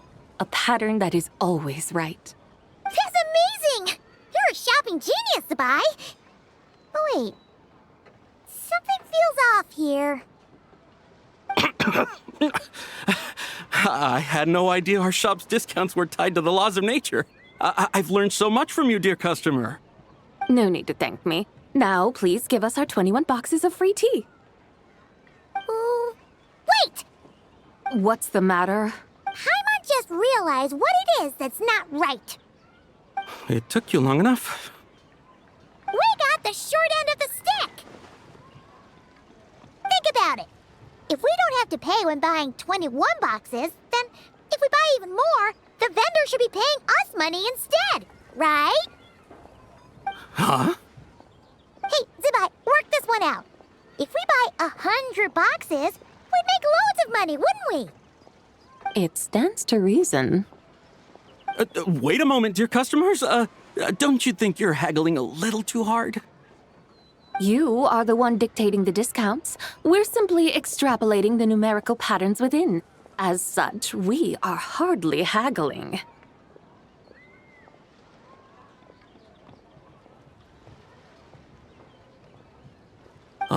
You have a point. However, that's right. I'm so sorry. I just remembered. My supplier didn't come today, so we don't have any tea after all. Such a shame. Terribly sorry about this. Awful, awful luck. Where can we find your supplier? Well... Not to fret. We'll save you the effort and go straight to the source ourselves. Well, you see, dear client, the supplier's discount isn't as generous as ours. You won't be able to get the same price from them. Huh? Does that mean they won't pay us for taking their ticket? They might not even offer you a 100% discount. How very unfortunate. Nevertheless, as the original supplier, they must offer some sort of discount. Besides, we're not looking to make money. We just want a good deal.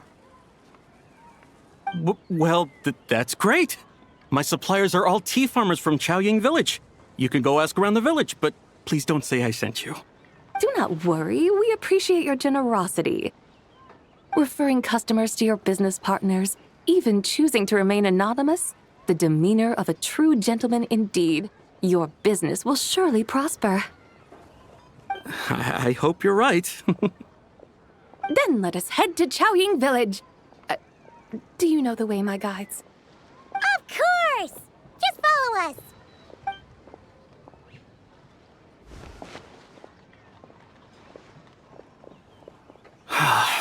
What otherworldly beings were those?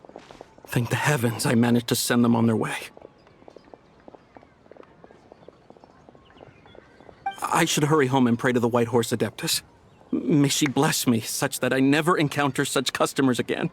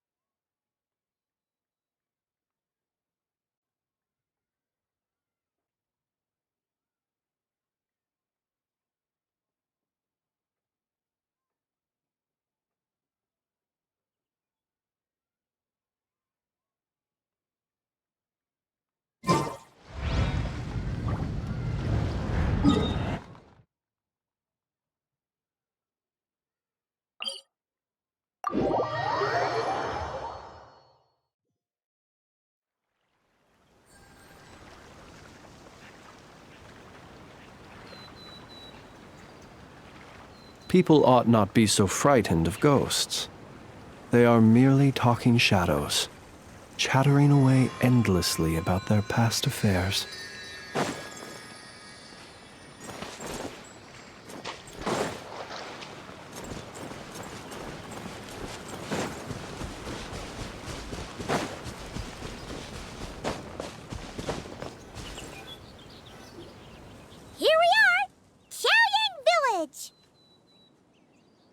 The mountains and waters are pristine. They embody the beauty of heaven and earth.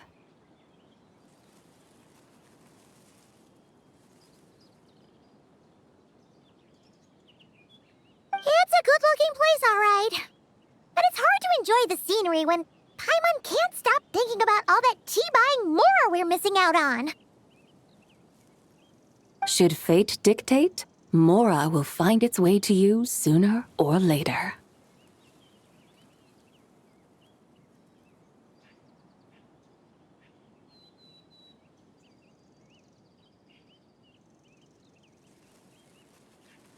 Well, Morak certainly finds us often enough. He even sought us out in person this lantern rite. For now, let's look around and see if any tea farmers are selling their crop. We'll be able to see more clearly from up high. Let's take to the sky and enjoy the beautiful scenery while we're at it.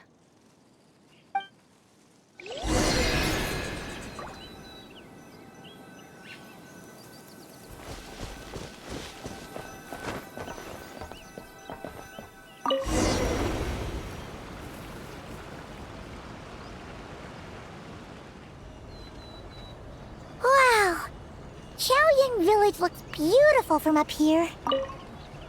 Indeed, the houses here are quite different from those in Liyue Harbor. They follow the natural contours of the mountains, forming unique, elegant structures. Yeah, it's super beautiful. The white walls and dark tiles frame the emerald waves of the terraced fields, while the curved eaves and tall gateways juxtapose each other with grace. It's almost too beautiful to be true. The crowing of roosters and barking of dogs, the calls of farmers working the fields, a vibrant pastoral chorus overflowing with earthly vitality. Yeah, it's incredibly beautiful, huh? Have you studied the linguistic arts by some chance? Huh? Your vocabulary for beauty seems rather constrained.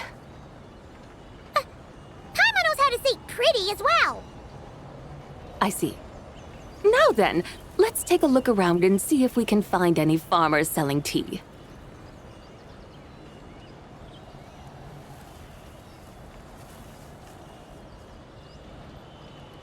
Look! There's someone in that tea field! And they look kind of familiar. Wait, is that Lu Xiangxiang? And who is that? Oh, you'll remember her once you see her up close. Hey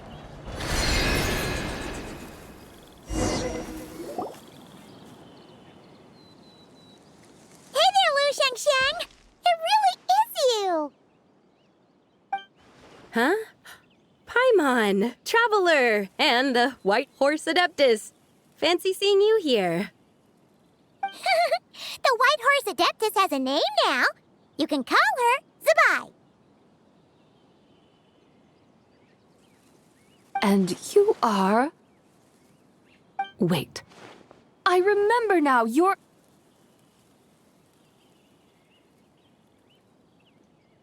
Don't say anything about food poisoning or fish. You're the young lady who wanted to rise above the rest, are you not?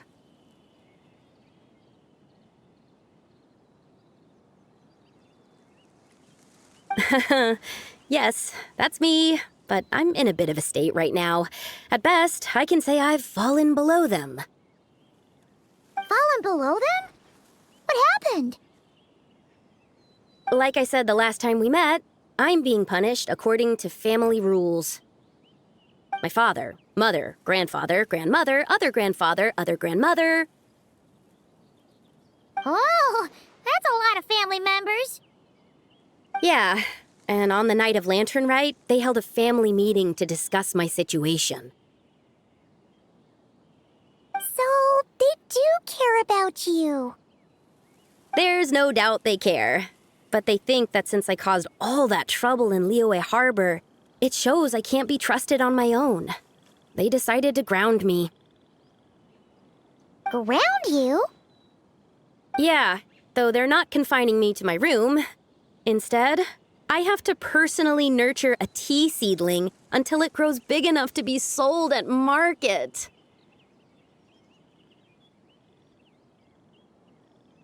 Aw, a tiny little tea baby. Do they want you to experience what it's like to be a parent? It's supposed to cultivate my character and temperament. They say this will help me calm down and reflect on my issues. What happened in Liyue Harbor really wasn't your fault. Oh well, at least this punishment doesn't sound too harsh. So, how long will it take for the little tea baby to grow? Actually, I don't know. I've never grown a tea tree before. It usually takes 2 or 3 years. 2 or 3 years? Yes, the tea in this garden requires 2 or 3 years to mature. That long? Zabai, you're not making this up, are you? How do you know so much about growing tea? When the plants thrive and grow, that is the meaning of my name. I can tell at a glance when their season of ripening will come. Do I really have to waste 2 or 3 years here? Why is this happening to me? I'd only just found my direction in life. Yes, during the night of Lantern Rite, I heard many people reciting poems from Long Gone in praise of the moon. In that moment, I suddenly felt a great sense of pride.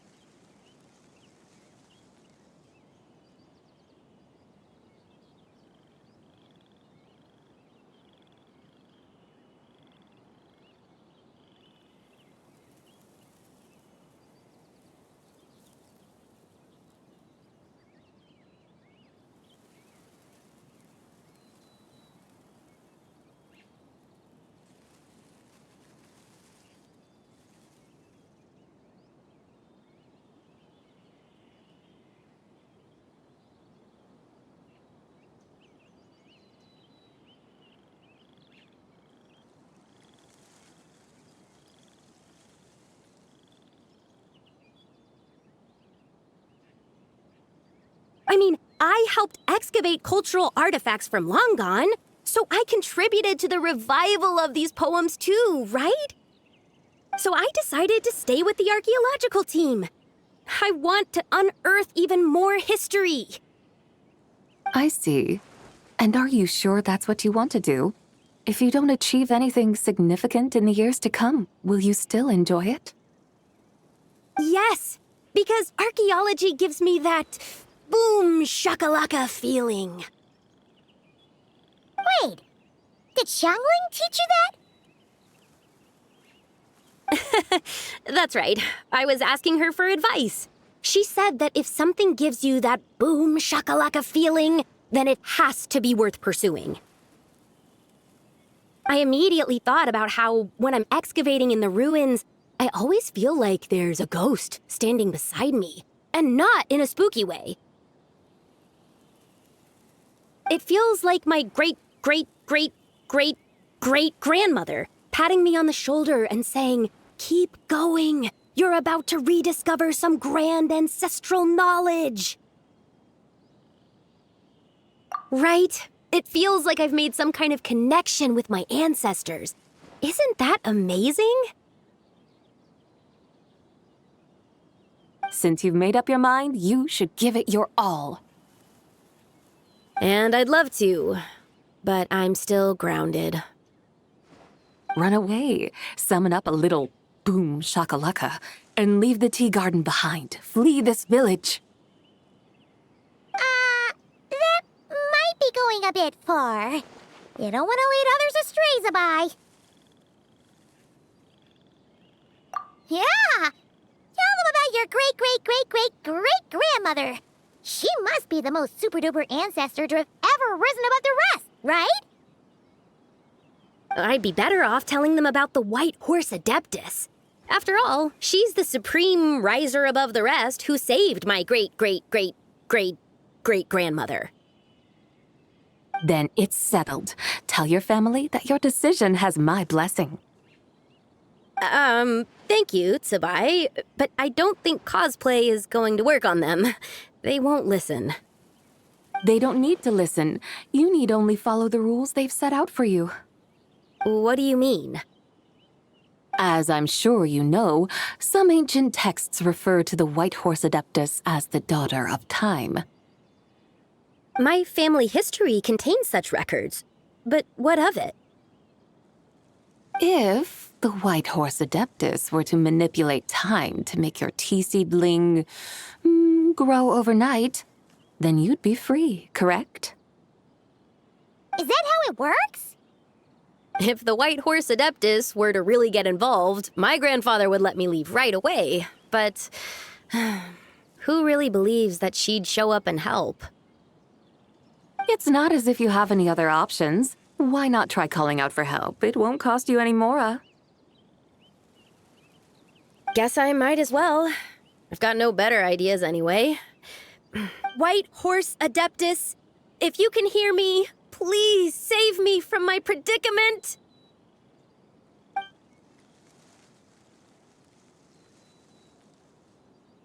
Ugh. Nothing happened, as expected. Perhaps the White Horse Adeptus has already heard your prayer. Why not come back here tomorrow and take a look? By then, the seedling you planted may well have grown into a thriving tea tree. Thank you, Tsabai, for trying to comfort me. I do feel better now, kinda. But can't you really do something like that? Oh, it's getting late. Why don't you all stay at my house tonight?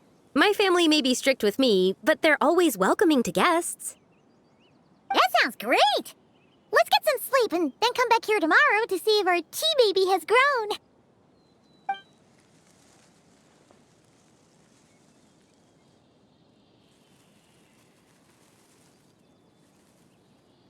Oh, the tea tree! Whoa! Your tea baby is all grown up! Indeed, it has grown into a mature tea tree that can stand tall in the face of wind and rain.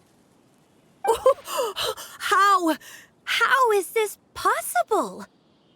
It must be the work of the White Horse Adeptus. Her prayer must have moved her. Are you sure?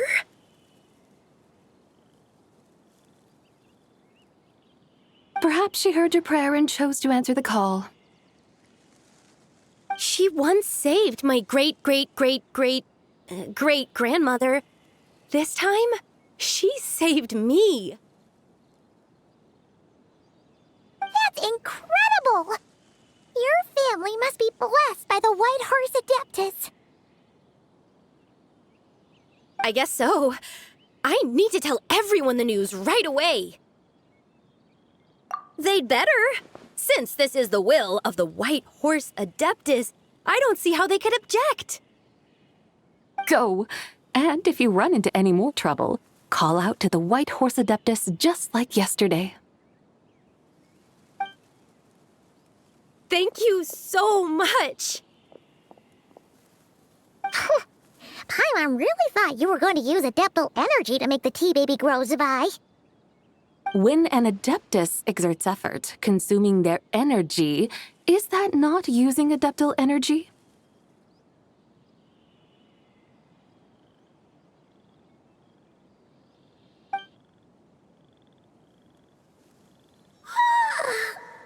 All right. What are we doing out here in the middle of the night? We're here to help Lu Xiangxiang fulfill her wish, of course. Can you really make the tea baby grow? It won't be easy, but there are ways.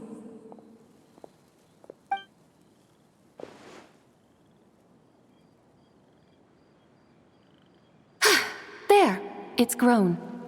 Hey! You just transplanted a tea tree from over there! So, there's a mature tea tree here now, yes? Oh, yeah, but... And am I not the White Horse Adeptus? Well, yeah. Is this tea tree then not a manifestation of the White Horse Adeptus's will? You're not wrong. But again, there's something not quite right about this. Maybe this will become another mystical Adepti tale recorded in their family history. That would be marvelous. Paimon thinks so too. Hey, Traveler! Sabai seems to be doing much better now, don't you think? Oh! Paimon bets that's why Zhangli chose to send her on this errand. That's a great idea! We've already shown her Liyue Harbor, Yulong Wharf, and Xiaoying Village. How about we head to Qingce Village next? Qingce. That name sounds familiar. The scenery there is really pretty, too. It's the perfect sightseeing spot. How about we show you around? I must say, I have been mightily impressed by the mountains and waters of Liyue. Please lead the way, my dutiful guides. All right, let's go!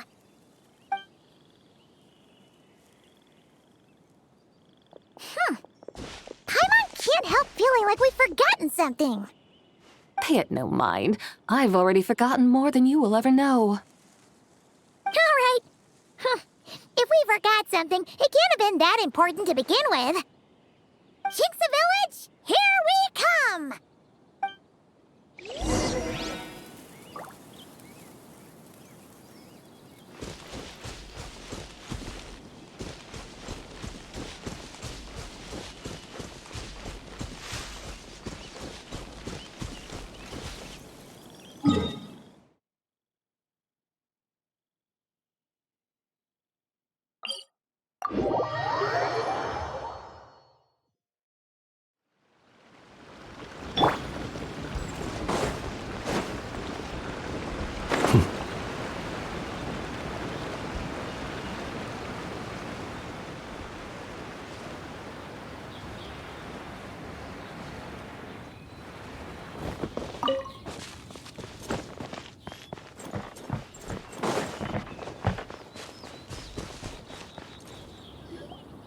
We should plant cucumbers. We should plant canolas. We should plant cucumbers. They're easy to sell. We should plant canolas. The flowers are pretty. What are you arguing about, little ones? We're deciding what to plant in our field once Lantern Rite is over. Yeah. Dad gave us a small plot of land to grow our own crops. He said we can keep all the more we get from selling them. We should plant cucumbers, right? Dad plants cucumbers every year. We should plant canolas. We can press the seeds for oil. It smells good and sells for a good price. Ah, an agricultural debate. This should be easy to sort out. Granny, are you a farmer? Could you tell us what to do? Granny?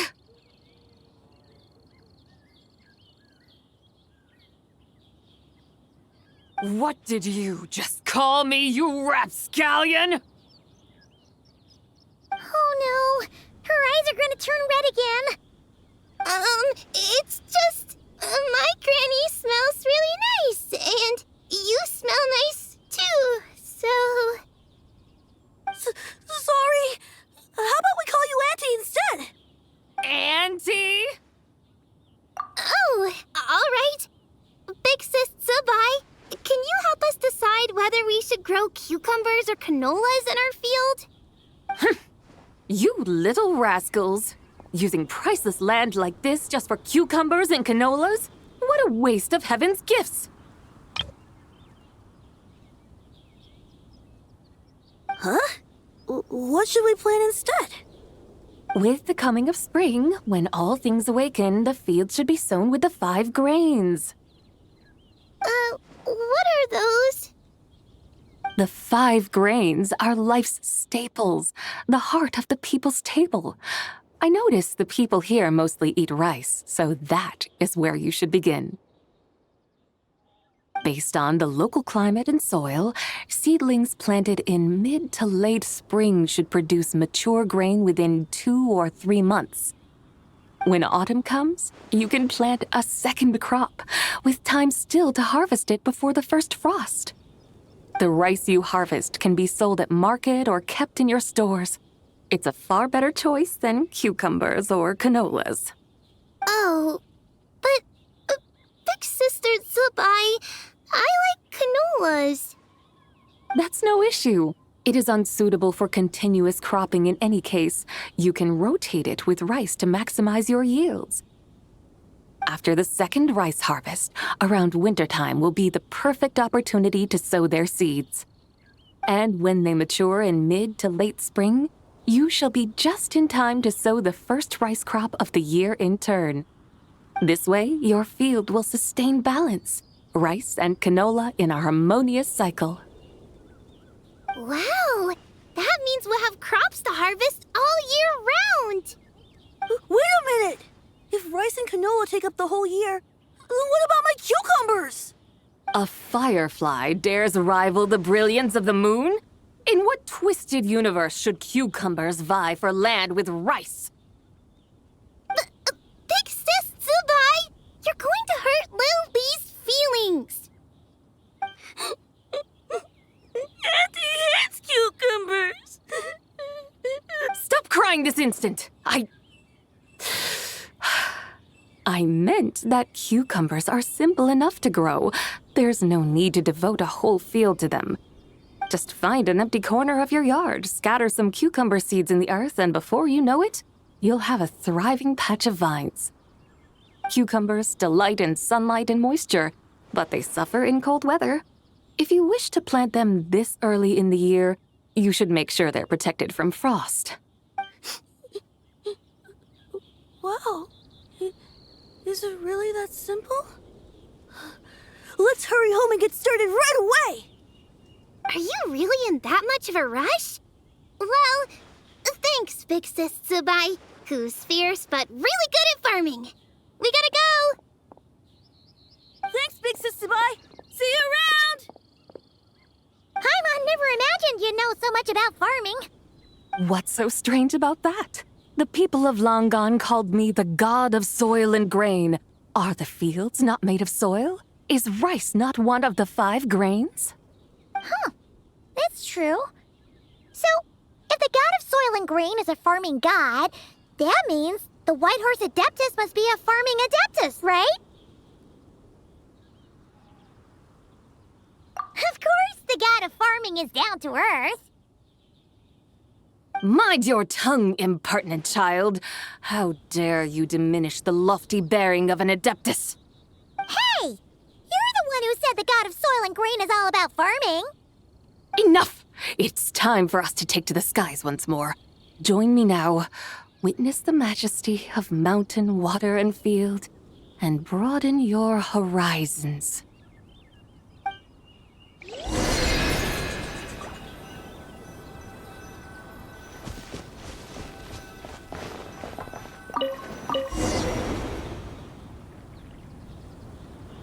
Wow! The terraces look so pretty from up here. The mountains tower like pagodas, the hills coiling at their feet like shells. Layers built upon layers, rising and falling in harmony. A truly unique and mesmerizing sight. Thinking about it, you have a special connection to this place, you know. A special connection? Yeah! There's a local legend about a white horse leaping from a pure spring to follow Rex Lapis into battle. Don't you remember? You must have been living in seclusion around here. That does sound somewhat familiar. Oh, and if we keep going up this way, we'll reach a super-duper spooky spot. You might have a connection to that place, too. There's an ancient array that seals away the remains of a fallen god. A god's remains? Yeah! The people of Liyue turned that story into an opera called The Sanctification of Tao Do. Does that ring any bells? Tao Do. Huh. The 7 and 8 gates array. That's right, that's right! You do remember! Bunnie, the god of the underworld, who could pacify the forces of life and death. Huh? So, Tao Do had another name? Let's go take a look.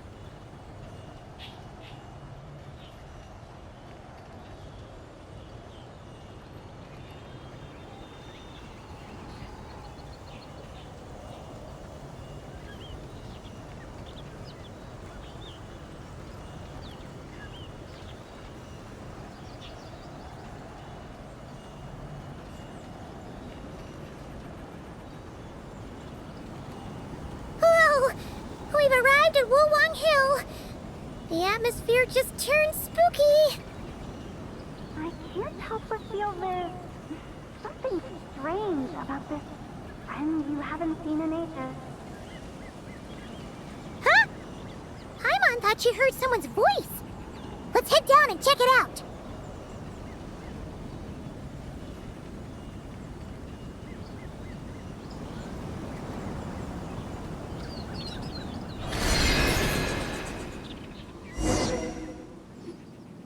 I can't help but feel there's something strange about this friend you haven't seen in ages. Strange? Whatever do you mean? Her strangeness defies description. This Miss Zabai is a full-blown enigma, don't you think? I'm afraid I have no idea what you're talking about. Aren't you worried about sending her all the way to Yilong Wharf on her own to buy tea? What if she gets lost? Where there are people, there are paths. Now I'm the one with no clue what you're saying. She can ask for directions. And then what? She will meet strangers in unfamiliar lands, build friendships, part ways. Hers will be a long journey indeed. The further the journey, the more footprints one leaves behind. The deeper those footprints, the harder it is for time to erase them. Ah, so you want her to make new friends. I see. But from what you say, it sounds as though she's not from Liyue. I believe she was not, but perhaps she will be. You're sounding stranger by the second. Huh. Oh, over there. Oh, look who's here. Hu Tao! Zhongli! What are you doing here? Traveler, Paimon, fancy meeting in a place like this. Oh my, and Miss Zabai too. Sounds like fate to me. We were taking Zabai to buy some tea from Yilong Wharf. Zhongli sent her there, though she didn't even know the way, and... Oh, drat! We forgot the tea! Oh, Paimon knew we were forgetting something.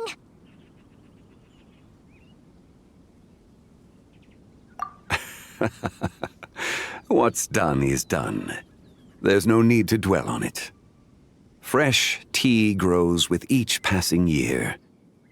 Let fate deliver it as it wills. Exactly. You can get tea wherever you go. You're hardly running low now, are you? Paimon feels a lot better now that you've said that. Still, I'm a little confused. If you were buying tea, how did you end up all the way out here? We're taking Zabai on a sightseeing tour. We started at Liyue Harbor, stopped in at Yilong Wharf, went sightseeing around Xiaoying Village, made our way to Qingce Village, and now we're here. Wow, that is quite the itinerary. Yeah, actually, Paimon thinks it's about time we headed back. I'm here to pay my respects to my ancestors. My dear consultant kindly agreed to join me. It is Lantern Rite, after all. Adepti and ancestors should be venerated alike. Ancestors? Wait, could you be? Are you heir to the Wu Wong kid? Or perhaps the lone butterfly of the Crimson Flame? Whoa, have you got all your memories back? Huh? Miss Zabai, you know about the Wangsheng funeral parlor and the 8 adepts? I happened to hear a storyteller expound on the sanctification of Tao Do. Lots of people know that story, sure, but very few can discern my family lineage from just a glance. Well, Zhongli, your friend here really is quite something. Unfortunately, there's no time to dally right now. We have a hill to climb. Perhaps once today is done, we can find time to chat over tea, recite poetry, and admire the moon? That would be wonderful, Director Hu. Oh, and before we go, you've been traipsing around all day. I suggest you stop off at the Wangshu Inn on your way back for a good night's rest. Wouldn't do to exhaust yourselves, Don't mention it. All right, we'll take our leave now. See you later. Hotel's so thoughtful. Why don't we follow her advice and stay at the Wangshu Inn tonight? Zabai, you can see the whole of Dihua Marsh from up there. The view's amazing. Plus, you can sample Smiley Yin Xiao's cooking. Wangshu. An intriguing name. It couldn't hurt to check it out. Awesome! Let's go!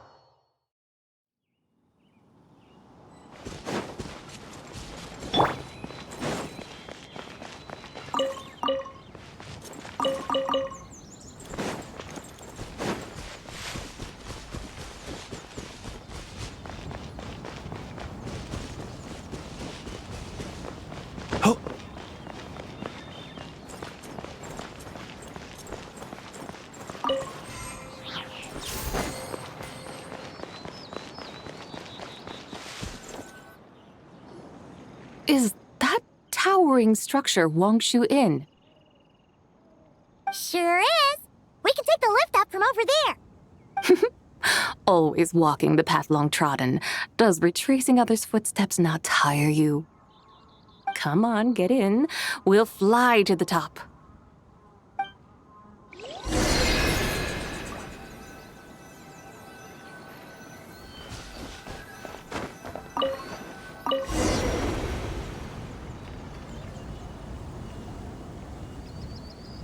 Are we really going to fly up to Wangshu Inn? Isn't that a bit showy? All the guests are going to see us. Is that a bad thing? To be able to witness an Adeptus. This will surely add to the inn's appeal, not to mention the room prices. The owner will thank us. You seem to really like showing off your powers. This inn's architecture is incredible, and the surrounding countryside radiates a picturesque charm. No wonder the new proprietor of the Baiju guest house thinks he can't compete and has decided to change his own establishment's name. The new proprietor? Ah, you mean Lu Shengsheng's dad. So you know about that, too. Personally, Paimon thinks it should go with something like Rex's Rest. That's a contender's name if Paimon's ever heard one. A fitting name indeed. So you think the guest house should change its name, too? Paimon kinda thought you'd say something like, such sacrosanct traditions must never change. Time flows ever onward. Why should the rules of yesterday be carried forward into the world of tomorrow? The people of today should determine what is to be kept. Huh. You're not as old-fashioned and stuffy as Paimon thought. The years ebb and flow, seas recede to reveal fields. In the vastness of time, I am but a wild horse in a boundless sea of dust. Even Rex Lapis, having waded through the waters of the river of time, is not quite the same as before. Zhongli? What was he like before? That is another story for another time.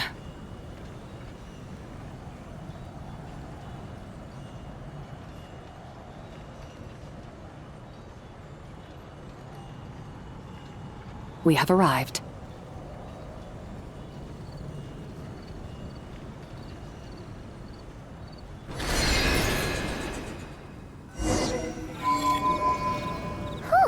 This is the first time Paimon's ever flown up to Wangshu Inn on a chariot. Everything's so different when you're up high.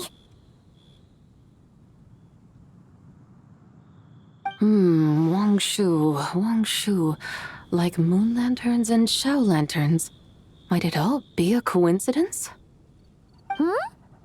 What's a coincidence?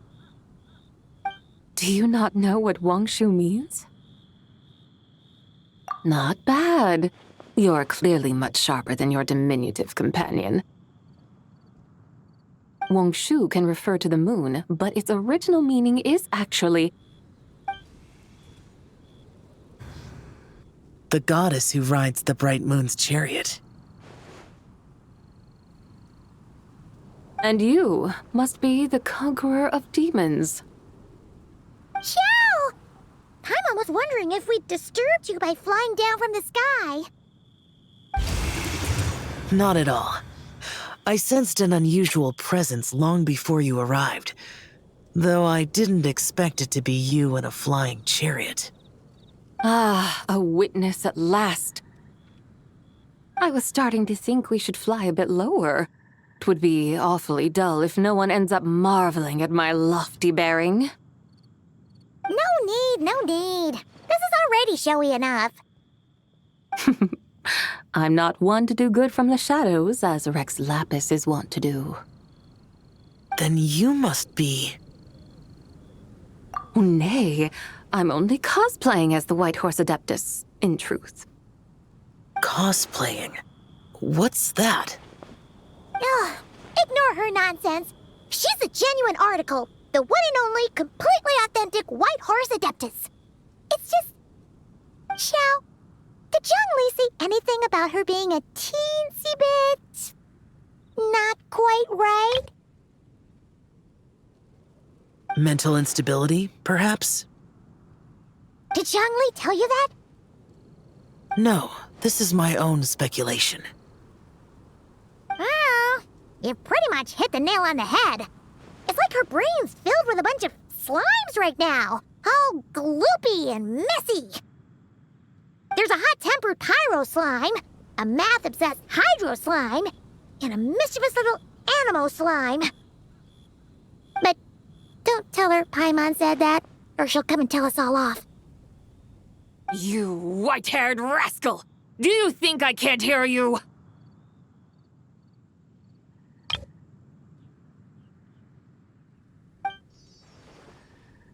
Uh-oh!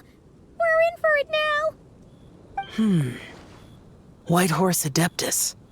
You must be weary from your journey. Why not take a rest? Oh, yes! You must be hungry, right, Sabai? How about we get some food? The chef here is incredible!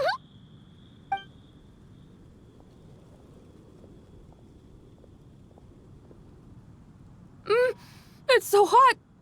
So spicy! Are you okay? Do you want Paimon to get you some water? Don't worry about me. I just need to pace myself.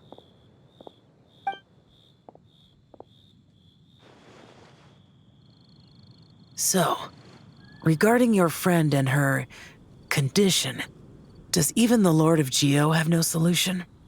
Zhangli said we should wait and she'll get better on her own.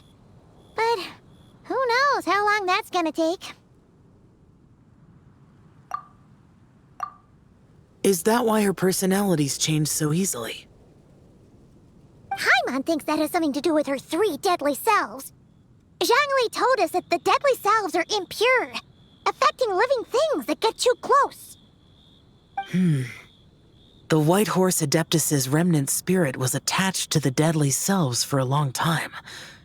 It makes sense that her temperament and memories would have been influenced by them. But Paimon still doesn't really understand what the 3 deadly selves actually are. Paimon, as you do not practice self-cultivation, I cannot help you fully understand. But you can think of them simply as emotions and desires.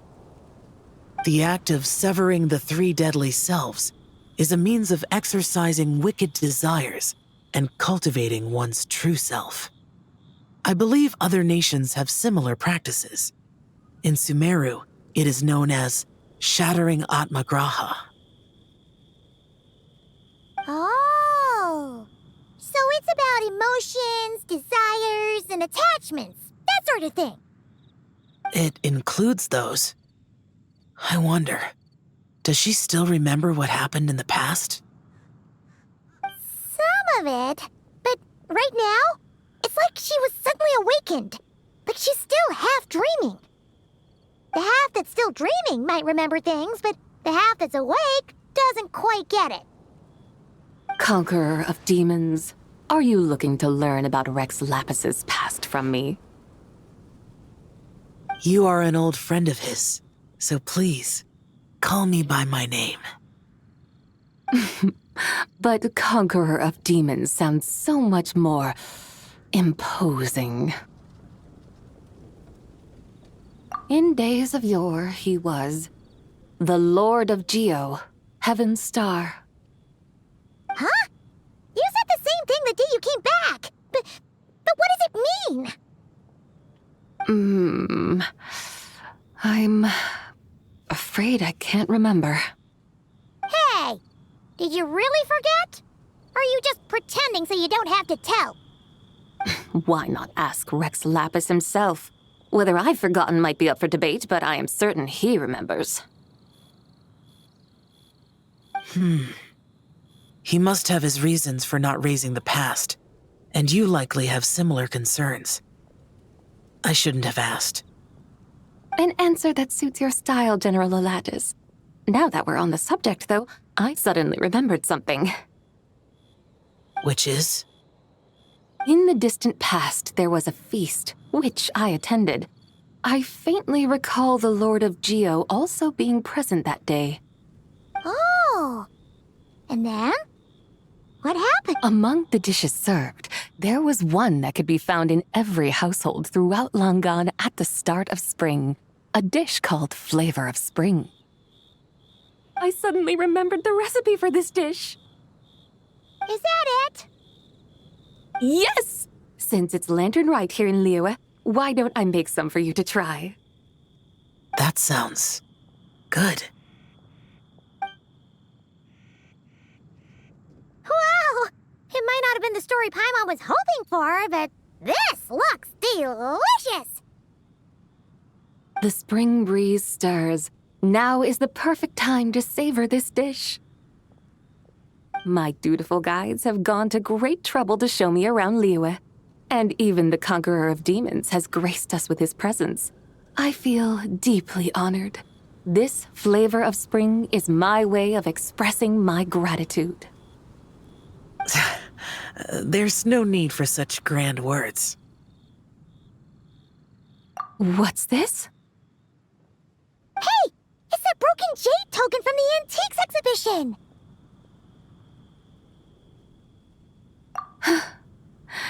Indeed. This was once an Adeptal treasure of mine.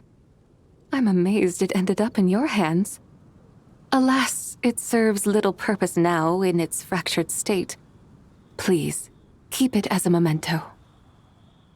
Oh, that's a shame. Can't we fix it? This is the way of the world. Once jade is broken, it can never be made whole. Then, what about forging a new one? That is a good point. That it has ended up in your hands must be a message from fate. I could try to craft it into a little trinket for you. One that might prove useful on your journey.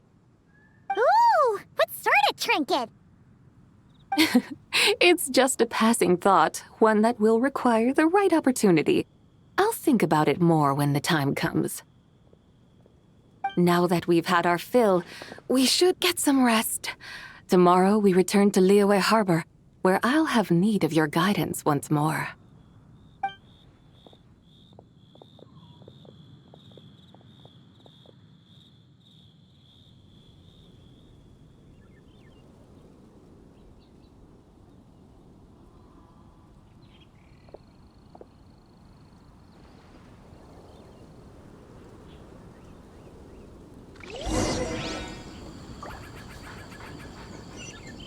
Howdy.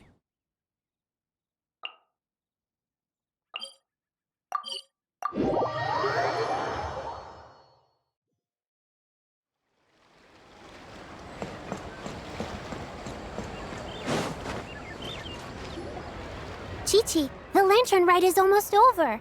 Do you remember how to make a Shao lantern? Morning, split bamboo, traveler. And get silk, make Paimon. You've got it all mixed up again. They're here again. Yow yow! Looking good in that new outfit, huh? Hey, it's Paimon! Dr. Baiju gave this to me as a gift. How does it suit me? Thank you. Wow! What happened for Baiju to suddenly give you a brand new outfit, Yao Yao? Dr. Baiju is thanking Yao Yao for teaching me to make Shao lanterns. Chi-Chi and I were just playing together. Dr. Baiju's too kind. Oh, yeah, take a look at this. Dr. Baiju gave me these clothes, but it was Chi-Chi who wove this little basket.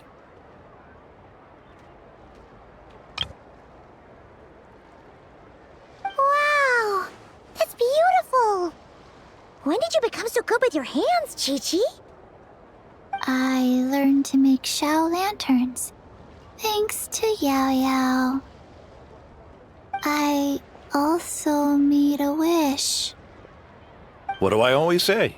The White Horse Adeptus answers prayers. Come, help this old man make an offering in thanks.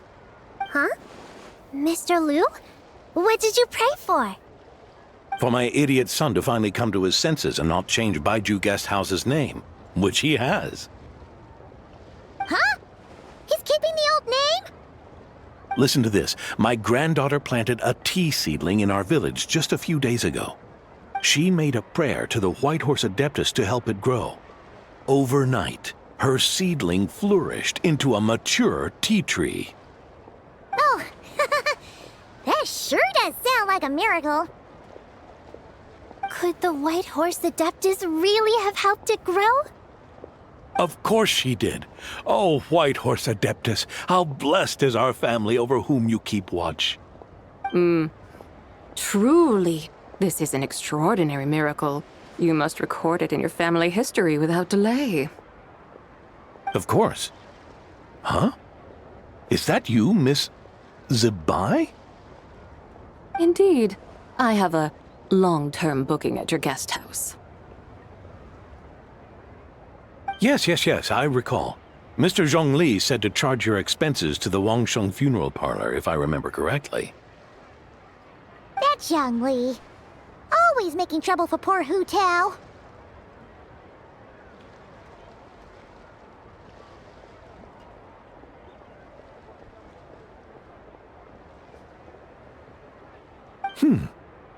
I noticed when you were here last that you bear a striking resemblance to the pictures of the White Horse Adeptus in my family history. You both have golden eyes. Perhaps fate has had a hand in our meeting.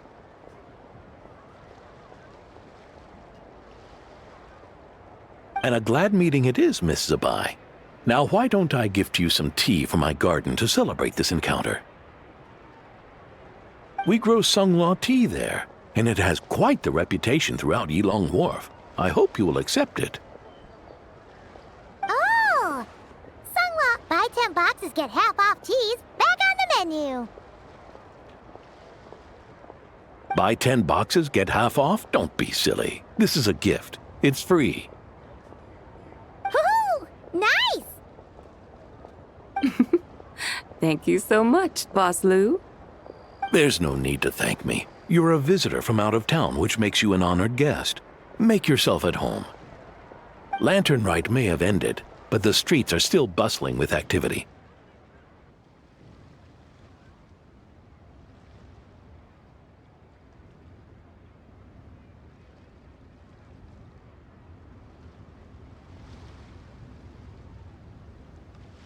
Make sure to take everything in, meet some new friends, and enjoy your time here.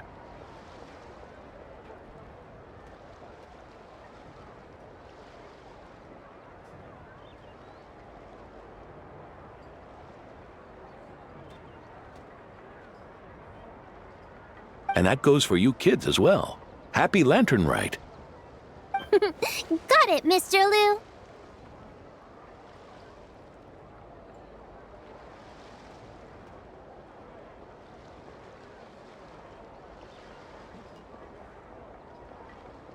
Happy Lantern Rite. Yeah! Happy Lantern Rite, everyone! Happy Lantern Rite indeed.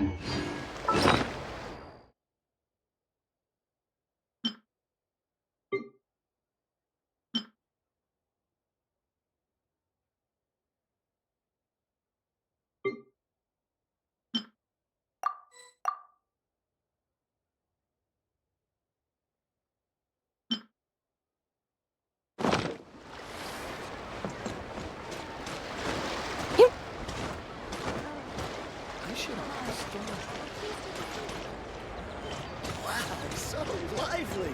This is how a festival should be.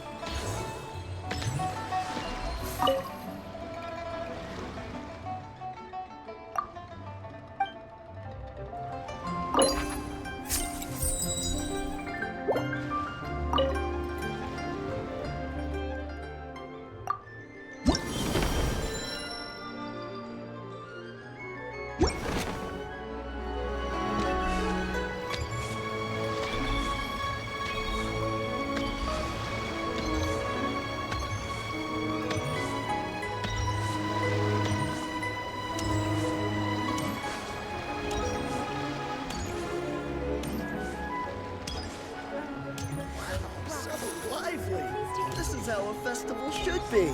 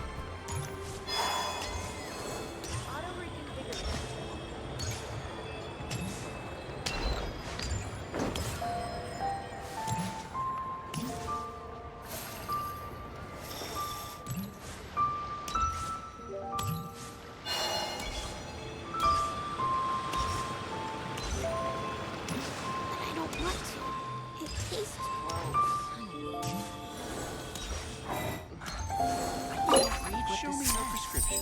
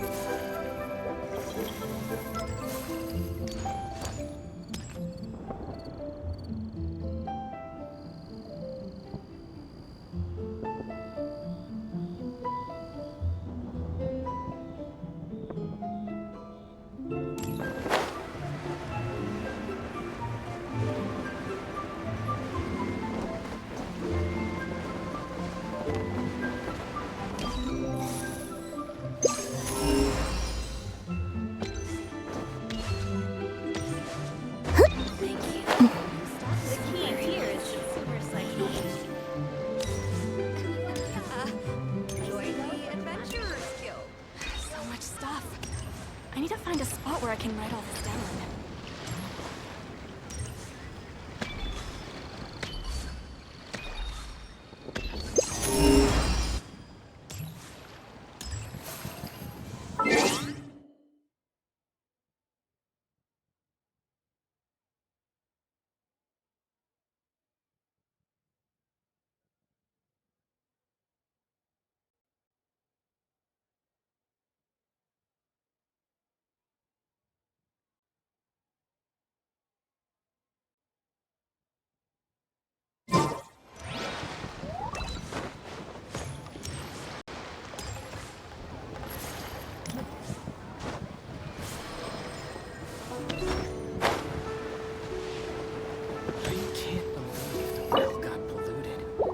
I just like to make people...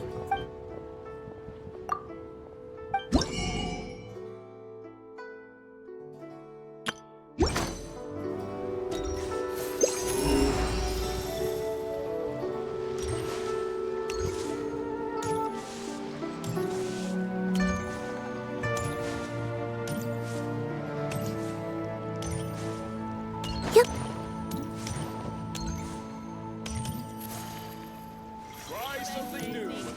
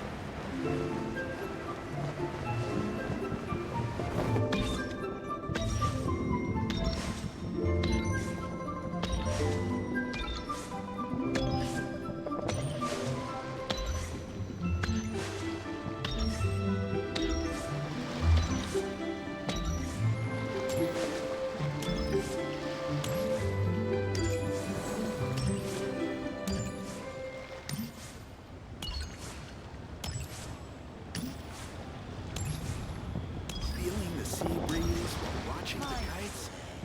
I should have.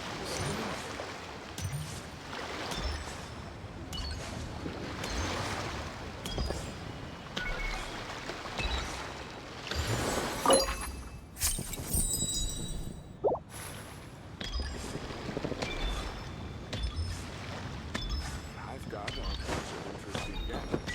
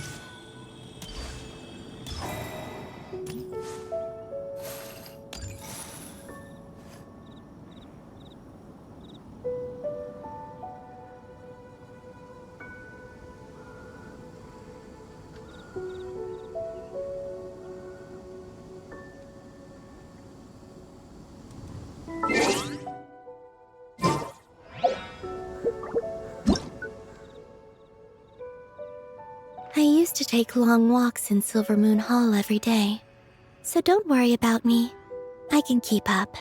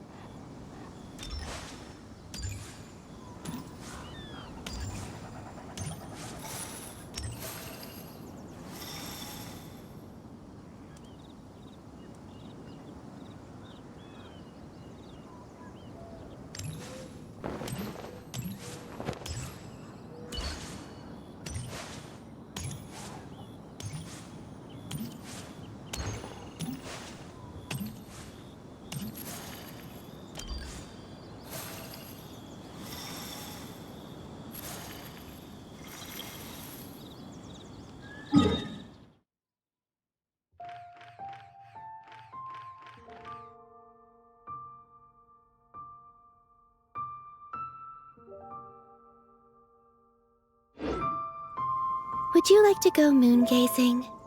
You can sit in my rocking chair and admire the view. Or we could go to the moon and gaze down at that. Whatever you prefer.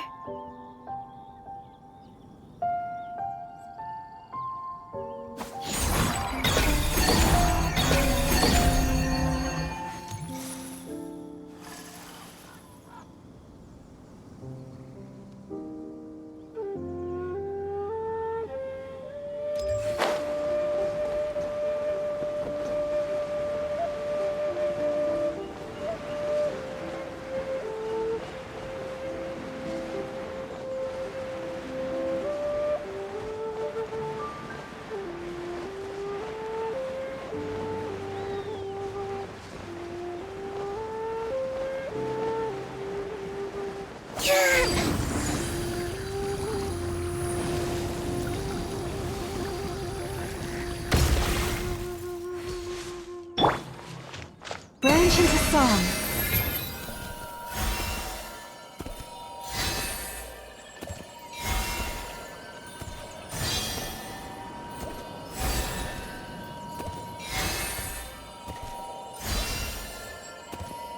Leave this place.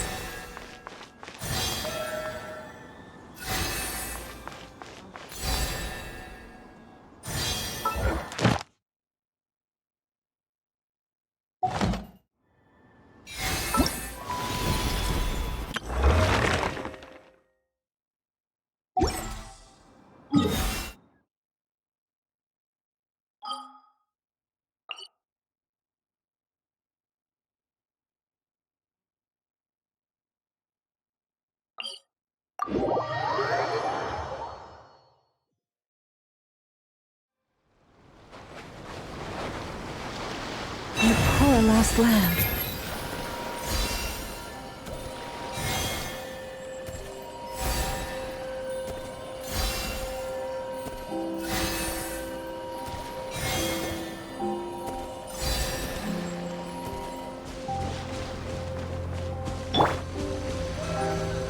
Cleanup sequence in. For the everlasting fun. Flame, a moonlit night for all. Observe to dust. Be silent. Night falls.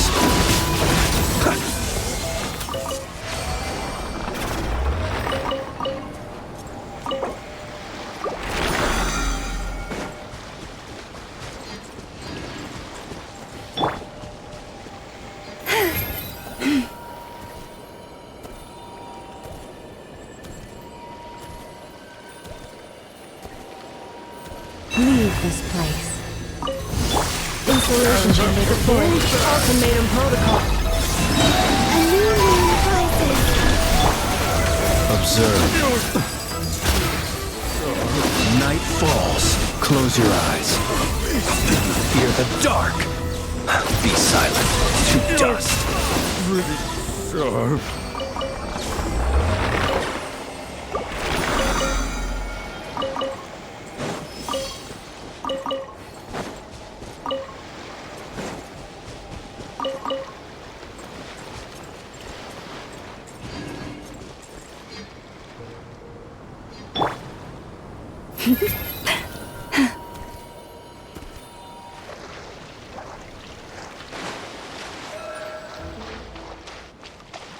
Receive my blessing.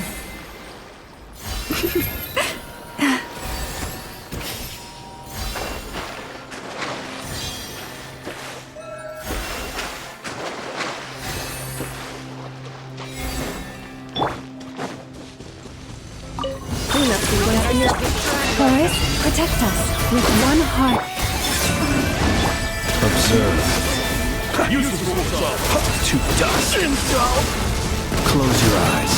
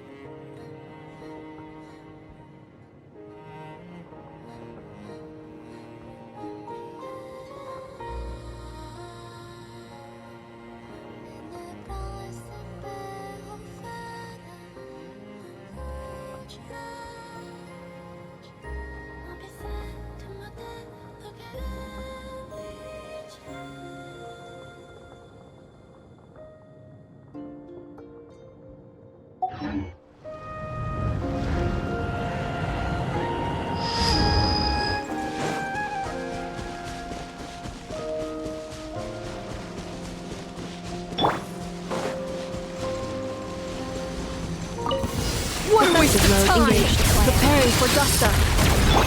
Leave this place. Observe. To dust. Close your eyes. Do you hear the dark?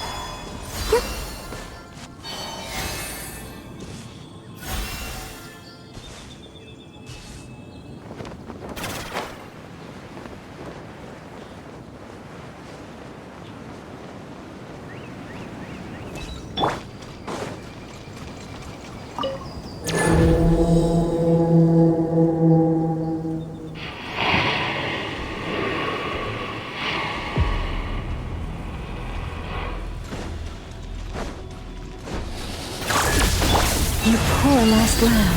Ride across flame. Three moons converge. The night cometh. Observe. Be silent.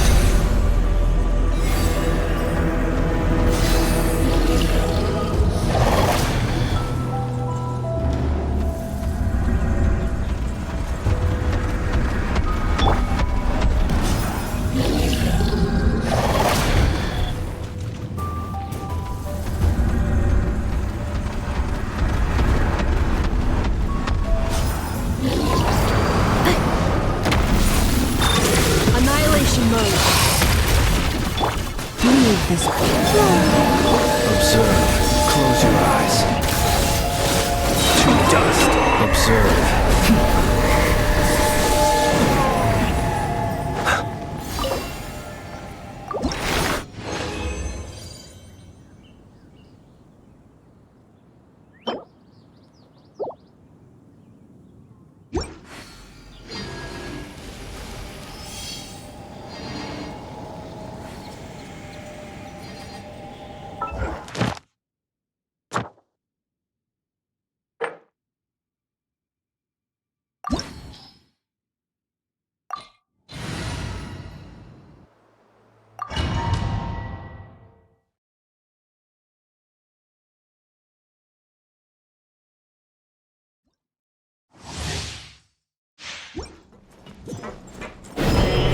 With the marrow of the three moons in my hand, behold the false moons fall!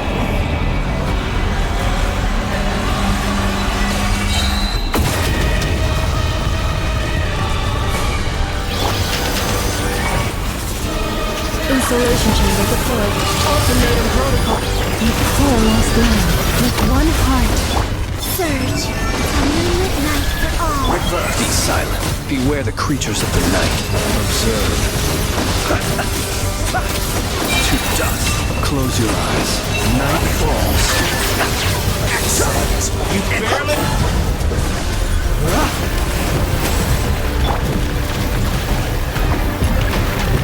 Emergency repairs required. Annihilation mode. Leave this place. By the frost moon of a flame, a new moon rises.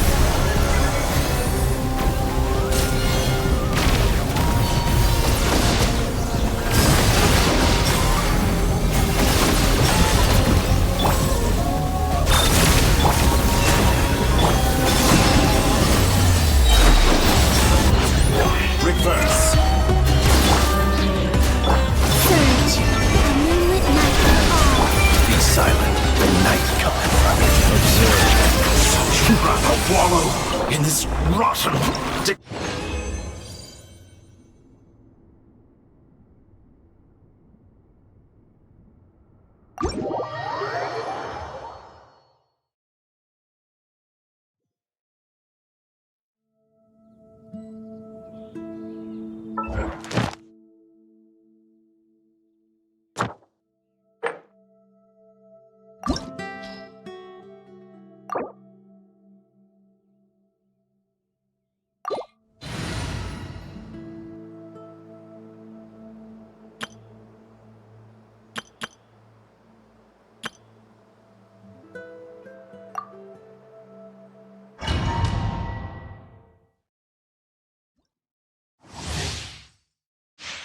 Yoo-hoo! A dash of frosting!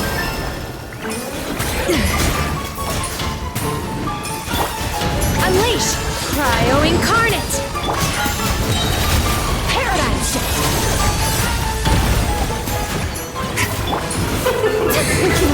Should present a united Strike a pose! Let mine an echoing song! A little amuse-bouche! Manifest!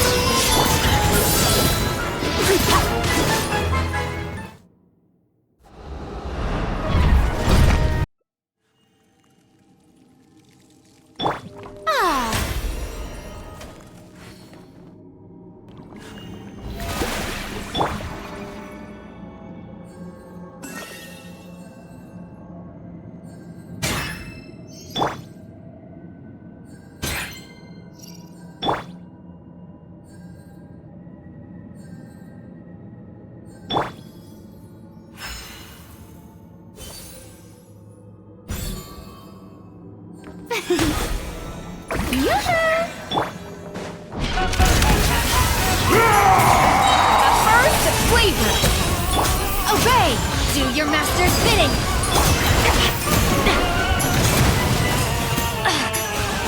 Fearless! Never start those out! This is all getting...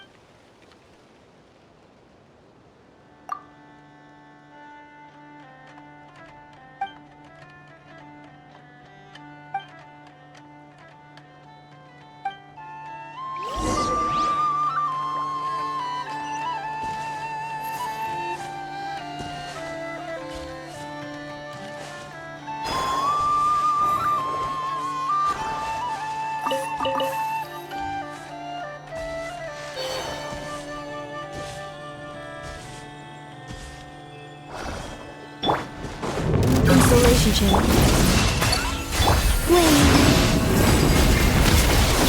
Close your eyes. To dust. Observe. To dust.